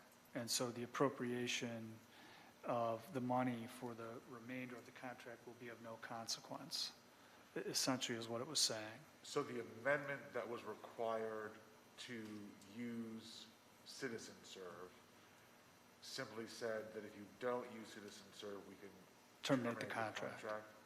But the wording of the requirement at the time of passage was that it would require the use of CitizenServe, correct? Yes, that was a requirement of the contract, yes. And the contract says that they will use CitizenServe? It says that they will implement CitizenServe by, I think it was a date in September. And they did not do that. They did not. And so help me understand again why So- that doesn't create so- an appropriation issue? Well, perhaps we should discuss this in executive session, unless you want me to explicate further in open session. I mean, there's a potential breach of the contract, one Sure. could argue. Well, we're talking about an appropriation for Safe Build and an additional $70-something thousand for a company who told us that they were going to use a service that they then did not use. I take issue with that. And then they came in, and we had conversations with them on the record, and they directed it to our housing director, and had no idea about the program or its implementation or when it would come in. And I believe we had some conversations even last session where we discussed that there may be some changes, and perhaps we could talk about those in executive session. But if I just have concerns about approving an increase of $75,000 for a company that said that they were going to do things and then didn't. So I guess I'd like to make a motion to table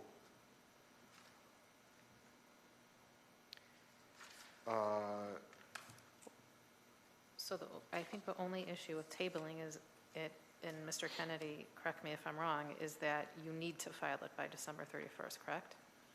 Yes. Yeah. So can Final we, appropriations need to be determined before December 31st. maybe Mr. Well, Gould, do you want to? And the other issue is, I mean, the other issue is that they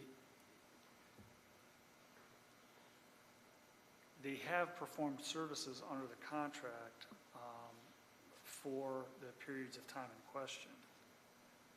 So, I mean, it's not as though they haven't done all of the other things under the contract. I don't think there's any other issue that I've heard that's been particularly controversial in terms of their performance.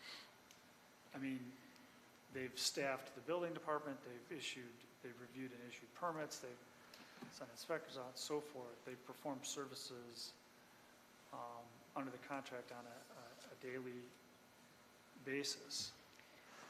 So I guess I'd also like to understand better what comprises, this would be for the finance director, what comprises the $75,000? It's just an estimate of the 3 months that have not been paid yet. Their expenses, with the exception of the peak period earlier in the year, are averaging about $22,000 to $25,000 a month. So I would just need this appropriation to effect payment for those outstanding invoices so that they get charged to this year as opposed to waiting and paying them out of next year's budget. May I ask a question? So, Mr. Kennedy, if we appropriate that money, but the city decides to take issue with the payment, it's not as if having it appropriated means it has to go in that direction and be used, correct? So the appropriation just saves us because if we pay for the services, you have the funds available in the appropriation. Out of 2021's budget. Right, out of 2021. It's not, if we appropriate that, that doesn't mean it has to be spent. It's just Correct. It would- available in the correct place for you. It would allow us to encumber those funds to Right. charge them to this year. If there's a dispute about the payment, we would just leave that encumbrance open until that dispute is resolved or paid at a lower level. But I would prefer that we're allowed to charge it to this year when the service was incurred. So you articulated that a lot better than I was saying. The other thing would happen, it would end up being paid out of 2022 budget, and you don't want to do that. You want to hold the money now. So from my perspective, I appreciate Mr. Gould's questions and concerns, especially based on our discussion, but I also know that there is a timing issue and we have to get this filed. So I would be fully in favor of filing it, knowing, because now we've discussed it, that that money is appropriated for use if needed, but that doesn't mean it has to be spent. Correct. You can make a real review of the invoice once it comes in. And I think there is a conversation that should be had in an executive session, but possibly the next council meeting when we have new council members to bring them up to speed on any of the issues that we have. Give them some historical background. Are you comfortable with that, Mr. Gould? I'm going to vote against it because I won't vote for spending more money for them when they've, in my view, breached a contract.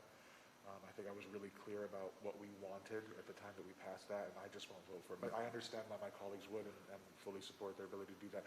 My motion to finish it was to table it until the end of the executive session to understand more about the breach, but I will withdraw that motion and allow somebody else to make one. Well, do we want to have an executive session to discuss it? We can, Mr. Gould, do you want an executive session now? At the end of the meeting as opposed to next meeting, and then possibly can come back on the agenda if we table it now? Sure, we can, I think that what we can do is we could probably just forgo and have it at the next session so that we have all the other council members, the new council members on board. And I'll make way for others to vote as they choose on that. I'm not going to do that anymore. So Okay. Sure. Okay, so is there, first of all, I guess, are there any other questions regarding this issue? Is there a motion on ordinance 2021-63, I'm sorry, on 2021-63? Vice Mayor, I'll make that motion to approve ordinance 21-63 and on emergency. Is there a second? I'll second. Okay. Mrs. Thomas, can you call the roll on suspension of the rules? Mrs. Blankfeld, Aye. Mrs. Berry, Aye. Mrs. Pardee, Aye. Mrs. Weiss, Aye. Mr. Erdl, Aye. Mr. Rock, Aye. Mr. Gould, nay. And on the ordinance? Mrs. Blankfeld, Aye. Mrs. Berry, Aye. Mrs. Pardee, Aye. Mrs. Weiss, Aye. Mr. Erdl, Aye. Mr. Rock, Aye. Mr. Gould. Nay. Okay, thank you. The ordinance passes. We now have the new letter P. Vice Mayor, before you read that, I know at least one council member is interested in hearing me address matters of statutory law that impact the preamble of the ordinance you're about to read. And because Mr. Cicero is my law partner, I'm going to recuse myself from any part of the discussion of the ordinance itself. So prior to it being read, I just want to give you background on the ordinances that the preamble to that ordinance reflects. And just to clarify, one of the things that I noted in is what's stated is that he is your partner, and what you just stated is you're recusing yourself. And I think members of council may also have noted the potential appearance of a conflict that my understanding is addressed by an ordinance. And so I just wanted you to explain that for those who may have questions along those lines. Yes, it's addressed actually by Ohio statute. And there are a couple of statutes at issue. One is 733.621. That statute defines chief legal officer as a city law director or a village solicitor, and it says that a chief legal officer, meaning the law director, of a municipal corporation may appoint as prosecutor a person who is a partner of the chief legal officer. That's a portion of that statute, the pertinent portion of that statute. It qualifies that permissive language by saying that the chief legal officer and the arrangement must comply with Ohio Revised Code Section 2921.421. That statute sets forth essentially four components that are reflected either in the preamble or the ordinance. One is that the services have to be deemed necessary. Second is that the city council must determine that the compensation or other terms of employment of that individual be fair and reasonable. A third is that there be a written disclosure of the business relationship of the chief legal officer and the prosecutor. And the statute is specific in indicating that that can be by the ordinance itself. So that disclosure is made in the preamble, in which I indicate that Mr. Cicero is a partner in Nicola Goodbranson and Cooper and is my law partner. And lastly, there's language that indicates that the chief legal officer not have any rights to any distributive share of the amounts that are being paid to the prosecutor. And that, in fact, is the case. That is his W-2 income. I have no interest or will see no portion of that otherwise through our firm. It is solely and entirely his. That is the statutory framework, and I don't want to say anything more about Mr. Cicero or the proposed ordinance than that. Unless there are specific questions about the statute. I have some questions about the charter, and that I think are important to the conversation. And that is, and if any moment I ask a question, if any of my questions fall too much to your discussion of Mr. Cicero directly, please let me know, and I'd be happy to withdraw the question. Okay. But the charter contemplates that there is a law director, which is a position you hold. Correct. It does not contemplate a city prosecutor. Correct. The city prosecutor is created by you as the law director appointing an assistant. Yes, and that's by ordinance. And that structure, based on the charter and the ordinance, creates what really has been a practical fiction in your supervision of the prosecutor and their work, in that you don't go to court with that prosecutor, you don't review that prosecutor's work, you don't approve the prosecutor's charges. Yeah. Is that correct? That's correct, and I can give you a hypothetical to kind of walk through the distinction there. If the prosecutor has an issue that is problematic in the workplace, for example, they engage in a behavior that's a violation of policy, they do something or say something that might otherwise subject an employee to discipline, reprimand, that kind of thing, it would be within my purview as the head of the department to discipline the employee. However, I have always believed and functioned and strongly believe that this is the intent of the whole bifurcation of the roles of law director and prosecutor, that a prosecutor should be doing their job, that is performing the duties of the prosecutor with independence from the law director. There should be no cause for a law director to influence any decision a prosecutor makes in a particular case relating to charges, relating to a plea bargain, relating to whether or not to try a case or dismiss it, or whatever falls within the prosecutor's discretion. That person should operate within that role with a strong amount of independence. And then I'll finally go back to some of the legislative intent of 733.621. So, as an example of previous, not going forward, but going back, the council has asked you to work collaboratively with the prosecutor on matters related to dog tethering, on matters related to scooters, and zoning as well in some of those.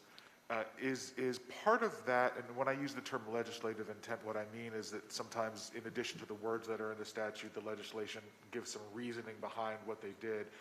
Is part of that the recognition that a law partner of a law director of a city would be in closer capacity to collaborate and discuss the interplay that naturally occurs in such situations? I think that's a fair statement. Okay. Yeah, there's certainly, again, hypothetically speaking, there certainly would be synergy created just by proximity, by familiarity. And this is maybe a little bit aside from the point, but there's certainly intersection between what a law director works on and what a prosecutor works on from time to time. And you're indicating recent examples of that intersection. Those are all the pre-call questions I have.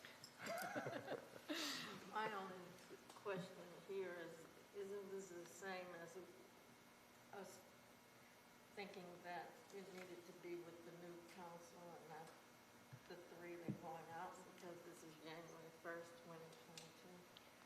Well, I think the issue here is there will be a lapse. There would be a gap, we would have no prosecutor. Because Okay, her last day is the 31st, and the meeting's not till January 3rd. Okay, well, you might want to consider having him as acting until the new council comes. Still has to be done by ordinance though, right?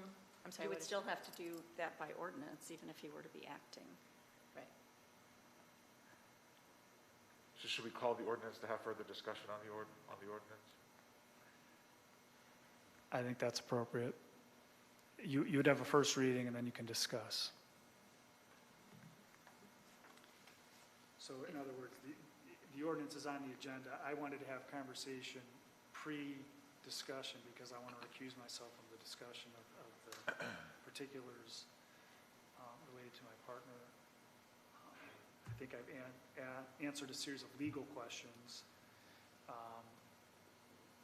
The ordinance still needs to be read, and then once it's read, you can discuss amongst yourselves what to do, but I'm not going to participate in that discussion. Sure. Okay, so I am going to, we're going to go to the next agenda item, agenda letter P, ordinance number 2021-65, an ordinance acknowledging and accepting the appointment of Michael E. Cicero as prosecutor and assistant law director, authorizing a contract for compensation and declaring an emergency.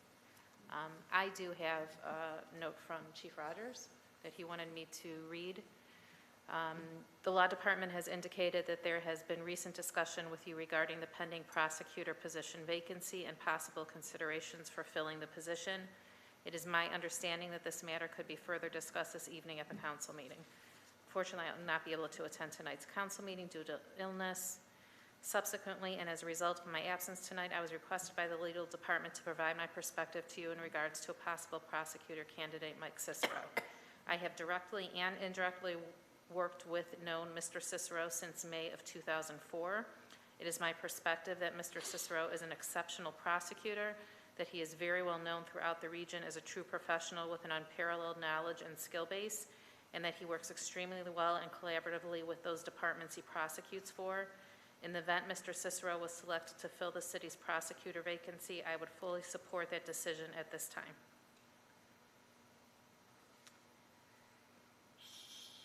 Can I ask a question? Sure. So this is actually for the finance director. I was, in the previous iteration of the temporary appropriations, you forwarded two salaries, the law director salary and the prosecutor salary based on billings, I believe, for 2021. Yes. And the original. In the original. Yeah. And the amount for the prosecutor that we were billed this year was $70,000? I think in total between salary and hourly billings for court, it approximates 70,000. So the current structure of the prosecutor is that there's a base salary of, I think, what, 28,000? I believe that's correct for this year. And then it goes, and then there's a billed amount of 175,000, I believe it is, for the in-court time. $175 an hour. An hour, excuse me.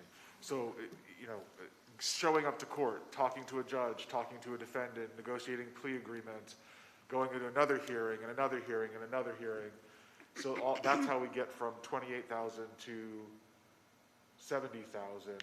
And the structure that's contemplated here is providing a base salary of $40,000 with the additional $175 being billed for only a discrete part of law work. That is, one, if you enter into a plea agreement one, if you have a jury trial and preparing for the jury trial, putting on the jury trial, and the other is if you go to write an appeal and kind of prosecuting the appeal. So it's not, the majority of prosecutors' work is pretrial work. Majority of our cases plea. University Heights has about 2 jury trials a year on average. And so you see how a lot more could be billed if you're taking into account pretrials. So right off the bat, we're saving about, 20,000 if this was maxed out, and probably by the end of the year, in my view, closer to 30,000 with the way that this is billed. There also is an expansion of the duties of the prosecutor. So not only are they working with the criminal and traffic matters, the mayor also highlighted some practical changes or perhaps even clarifications that are just recognizing what already exists. So working with housing code and fire codes. There was recently an interaction between the housing department and the prosecutor that highlighted there really wasn't an agreement between the prosecutor to do our housing enforcement. My understanding from speaking with the mayor is that there are approximately $18,000 in outstanding fire code violations for us right now that have no enforcement mechanism. They write the tickets, businesses ignore them, we send them letters, and then they just don't pay on them. And this expands the role of the prosecutor while reducing our costs to ensure that this prosecutor will be prosecuting housing code matters, fire code matters, and also provides that cap. So I very much support this. Everyone that I've spoken with at the city has been, supportive of Mr. Cicero joining.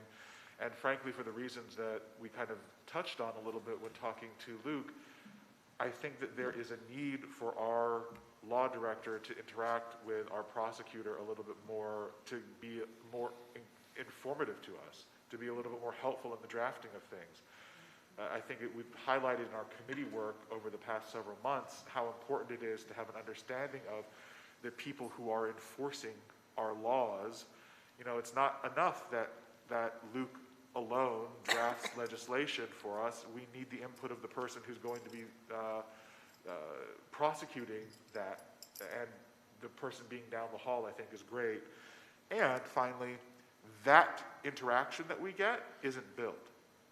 So we get the ability for our prosecutor to speak to our law director, to synthesize, to work together, to expand, or maybe sometimes retract, but we don't get billed for that additional benefit. So all in all, I'll support the legislation, or the ordinance. Thank you, Mr. Gold, and I want to publicly thank you for you taking the lead on this. This was kind of caught us all, by surprise, and you quickly, did some research and helped with this ordinance, and I really appreciate that. I also think it, for the police chief who works with the prosecutor, I would say probably the most out of any department, for his for his note, and if he supports this appointment, I think we need to take that into consideration as well. Agreed. I just have one question. Mrs. Pardee? This is just about, on the second page, the rate of pay at $175 an hour, not subject to contribution to PERS? How do you not, I thought you always had to pay into the pension system if you were compensated. Salary does, Mrs. Pardee. Okay, thank you. Mrs. Blankfeld, did you have something to say? No, I just wanted to thank everyone for their hard work on this, especially Mr. Gould. That was extremely well stated. And certainly I know that the chief has mentioned before what high regard he holds Mr. Cicero as a prosecutor. I think we'd be well served, very well served. We've all enjoyed Mr. Cicero when he's filled in. We know that he is quite capable. Additionally, he having grown up in the city for a number of years, his parents lived here until just very recently, he has a lot of historical knowledge on what's gone on in the community overall. So I think that's an added benefit. Are there any other I comments? just want you to know that some of my comments were basically the auditor and me coming up. But I personally think it's a pretty good deal. Yeah. And I have a lot of confidence in our law director. So I am supporting this. The auditor in me comes out with different kinds of questions with that. No, sure, and we need that. We need that risk assessment. And the only other thing, because we're, part of the legal inquiry about the law partner appointment was the reasonableness of the charge. I understand that you have done some research in speaking to different municipalities, Vice Mayor, and can you talk about how this is either, the $70,000 or this number is more or less in line with the other municipalities? Yeah, I mean, once, you know, We have a lot of housing code violations that come through the court that I work in, and that's a lot of work. Yeah, and I mean, in terms of other cities, they're paying between 25 and 35,000. At the most, it was closer to 40. So, and those are much bigger cities than University Heights. So this contract is definitely much more in line. And, you know, I do think, and thank you for pointing that out. I forgot to mention that. So based on the research that I did, it is much more in line. Yeah. So Vice Mayor? Yeah. I'll make a motion to approve Ordinance 2021, acknowledging and accepting the appointment of Michael E. Cicero as Prosecutor and Assistant Law Director, authorizing a contract for compensation, and declaring an emergency. I'll second. Okay, Mrs. Thomas, can you call the roll on suspension of the rules? Mrs. Blankfeld? Aye. Mrs. Berry? Aye. Mrs. Pardee? Aye. Mrs. Wise? Aye. Mr. Erdl? Aye. Mr. Rock? Aye. Mr. Gould? Aye. And on the main ordinance? Mrs. Blankfeld? Aye. Mrs. Berry? Aye. Mrs. Pardee? Aye. Mrs. Wise? Aye. Mr. Erdl? Aye. Mr. Rock? Aye. Mr. Gould? Aye. Okay, the ordinance passes. Is there any need for an executive session? I do have an update for council that will be brief in connection with the Alexander Schul litigation. Okay, thank you. So is there a motion? So moved, Vice Mayor. Second. I promise it will be brief.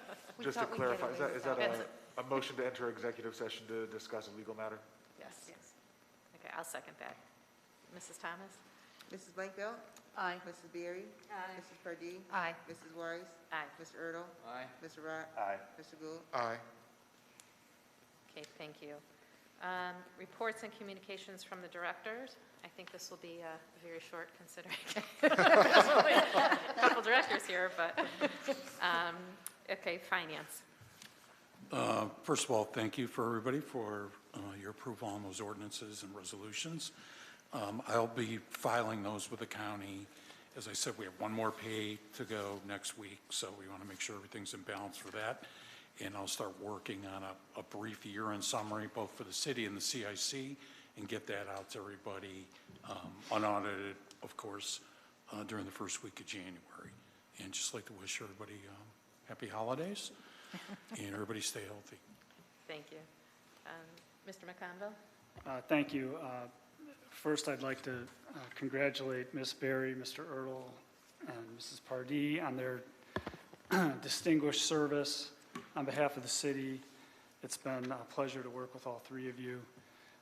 And Sue in particular, I remember back to a former council member asking us both to coffee and sitting us down after the Charter Review Commission process and saying, one of you needs to run for council, and me pointing at you. And then many of you may know that I was Sue's treasurer for a period of time before being involved with the city. You've been such a formidable advocate for the city. You've been one of the city's greatest assets, and it's been a tremendous pleasure and an honor to work alongside you. Thank You will be sorely missed. you. Thank you. I appreciate that. I should say thank you to council for approving the appointment of my partner, Mike Cicero. I'm very excited about that just because I do think there will be quite a bit of synergy that's created. I know Mr. Cicero is very excited to be representing the city. He grew up here, and he indicated to me today that it's a distinct privilege for him to be working for the city. I also want to say thank you to Stephanie Scalise, who did a lot of good work in a short period of time as our prosecutor and enhanced the city's reputation in the county and at the local municipal court. And I will reserve the remainder of my report for executive session. Thank you. Mr. McConville. I just, if I could, since you've mentioned it, and I now no longer have a conflict because we've now disposed of all of the business related to my friend. As I've already disclosed to this council, Stephanie Scalise and I have a friendship, but we also are colleagues, and I just wanted to echo your thanks to her from a professional standpoint, from somebody who does prosecution in my day job. Some of the items that are here as an expansion on this are a result of Ms. Scalise doing her work as a prosecutor for this city in an expanded and different way than it had been done before, and we're better for it. So from that perspective, I just wanted to echo your thanks. Okay, thank you. Public safety, fire?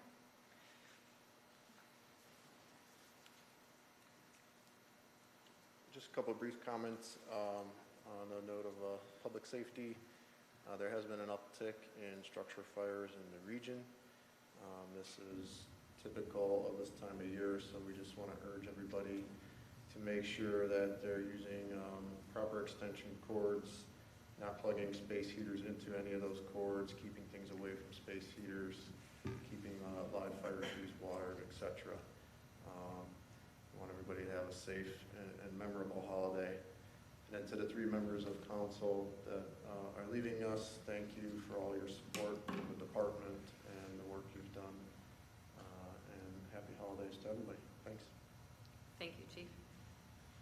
Mr. Tooney? No report. Happy holidays. Thank you. Mr. Cook?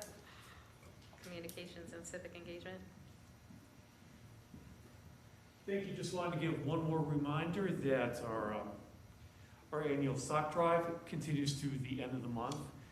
Residents can drop off, or anyone outside the community can drop off socks not only at City Hall and the University Heights Library through December 31st, but also at the police department, which obviously is open in the lobby 24/7.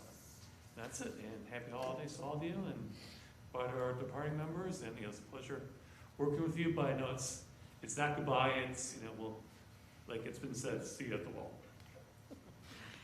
Thank you. And Mr. Cook, we have to give you one of these to pass out when everybody signs them, Absolutely. the resolutions. He has frames for everybody. Okay, and on to the standing committees. Building and housing, Mrs. Blankfeld? Thank you. The committee recently met regarding how point of sale inspections are currently processed and how that may be revisited and revised. We would have met again before the end of the year, however, due to calendar conflicts with the holidays and COVID, we will have to further schedule that into 2022 with new members of the committee joining us. Also, I've communicated with the clerk to explore the larger city calendar of all of their meetings, all the different boards and council as well, to find a standard place on that calendar for monthly building and housing committee meetings. That's all. Yeah, thank you, Mrs. And happy holidays to everyone. Happy and healthy. Thank you. Community outreach, Mrs. Pardee? Thank you, Vice Mayor. There actually will be a Technology Advisory Commission meeting in January because it's been set up and Paul Hugelford has said he will give us as much time as we want. He will come up in person. So the next chair will be setting that up with the Vice Mayor, with the Vice Mayor's help. So, and I want to say thank you so much for all the kind words. It's been wonderful, and I'm going to find this recording and figure out a way to keep it forever. Okay, thank you. Economic development, Mr. Rock? No report. Okay, finance, we actually do have a finance committee and finance advisory committee scheduled for January 19th. We're hoping we'll have the budget 10 days before that for review, and that will be the first budget meeting out of probably a few, so we can get to that March 31st deadline. Okay, recreation, Mr. Erdl. No report.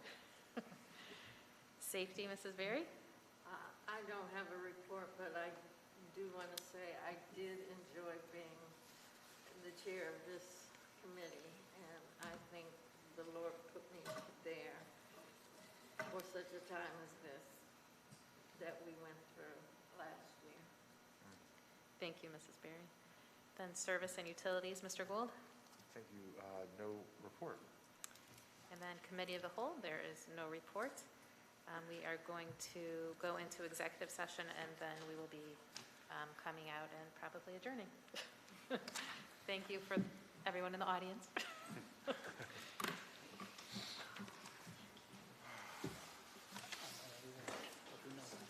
You guys have to give me time to get chairs in there.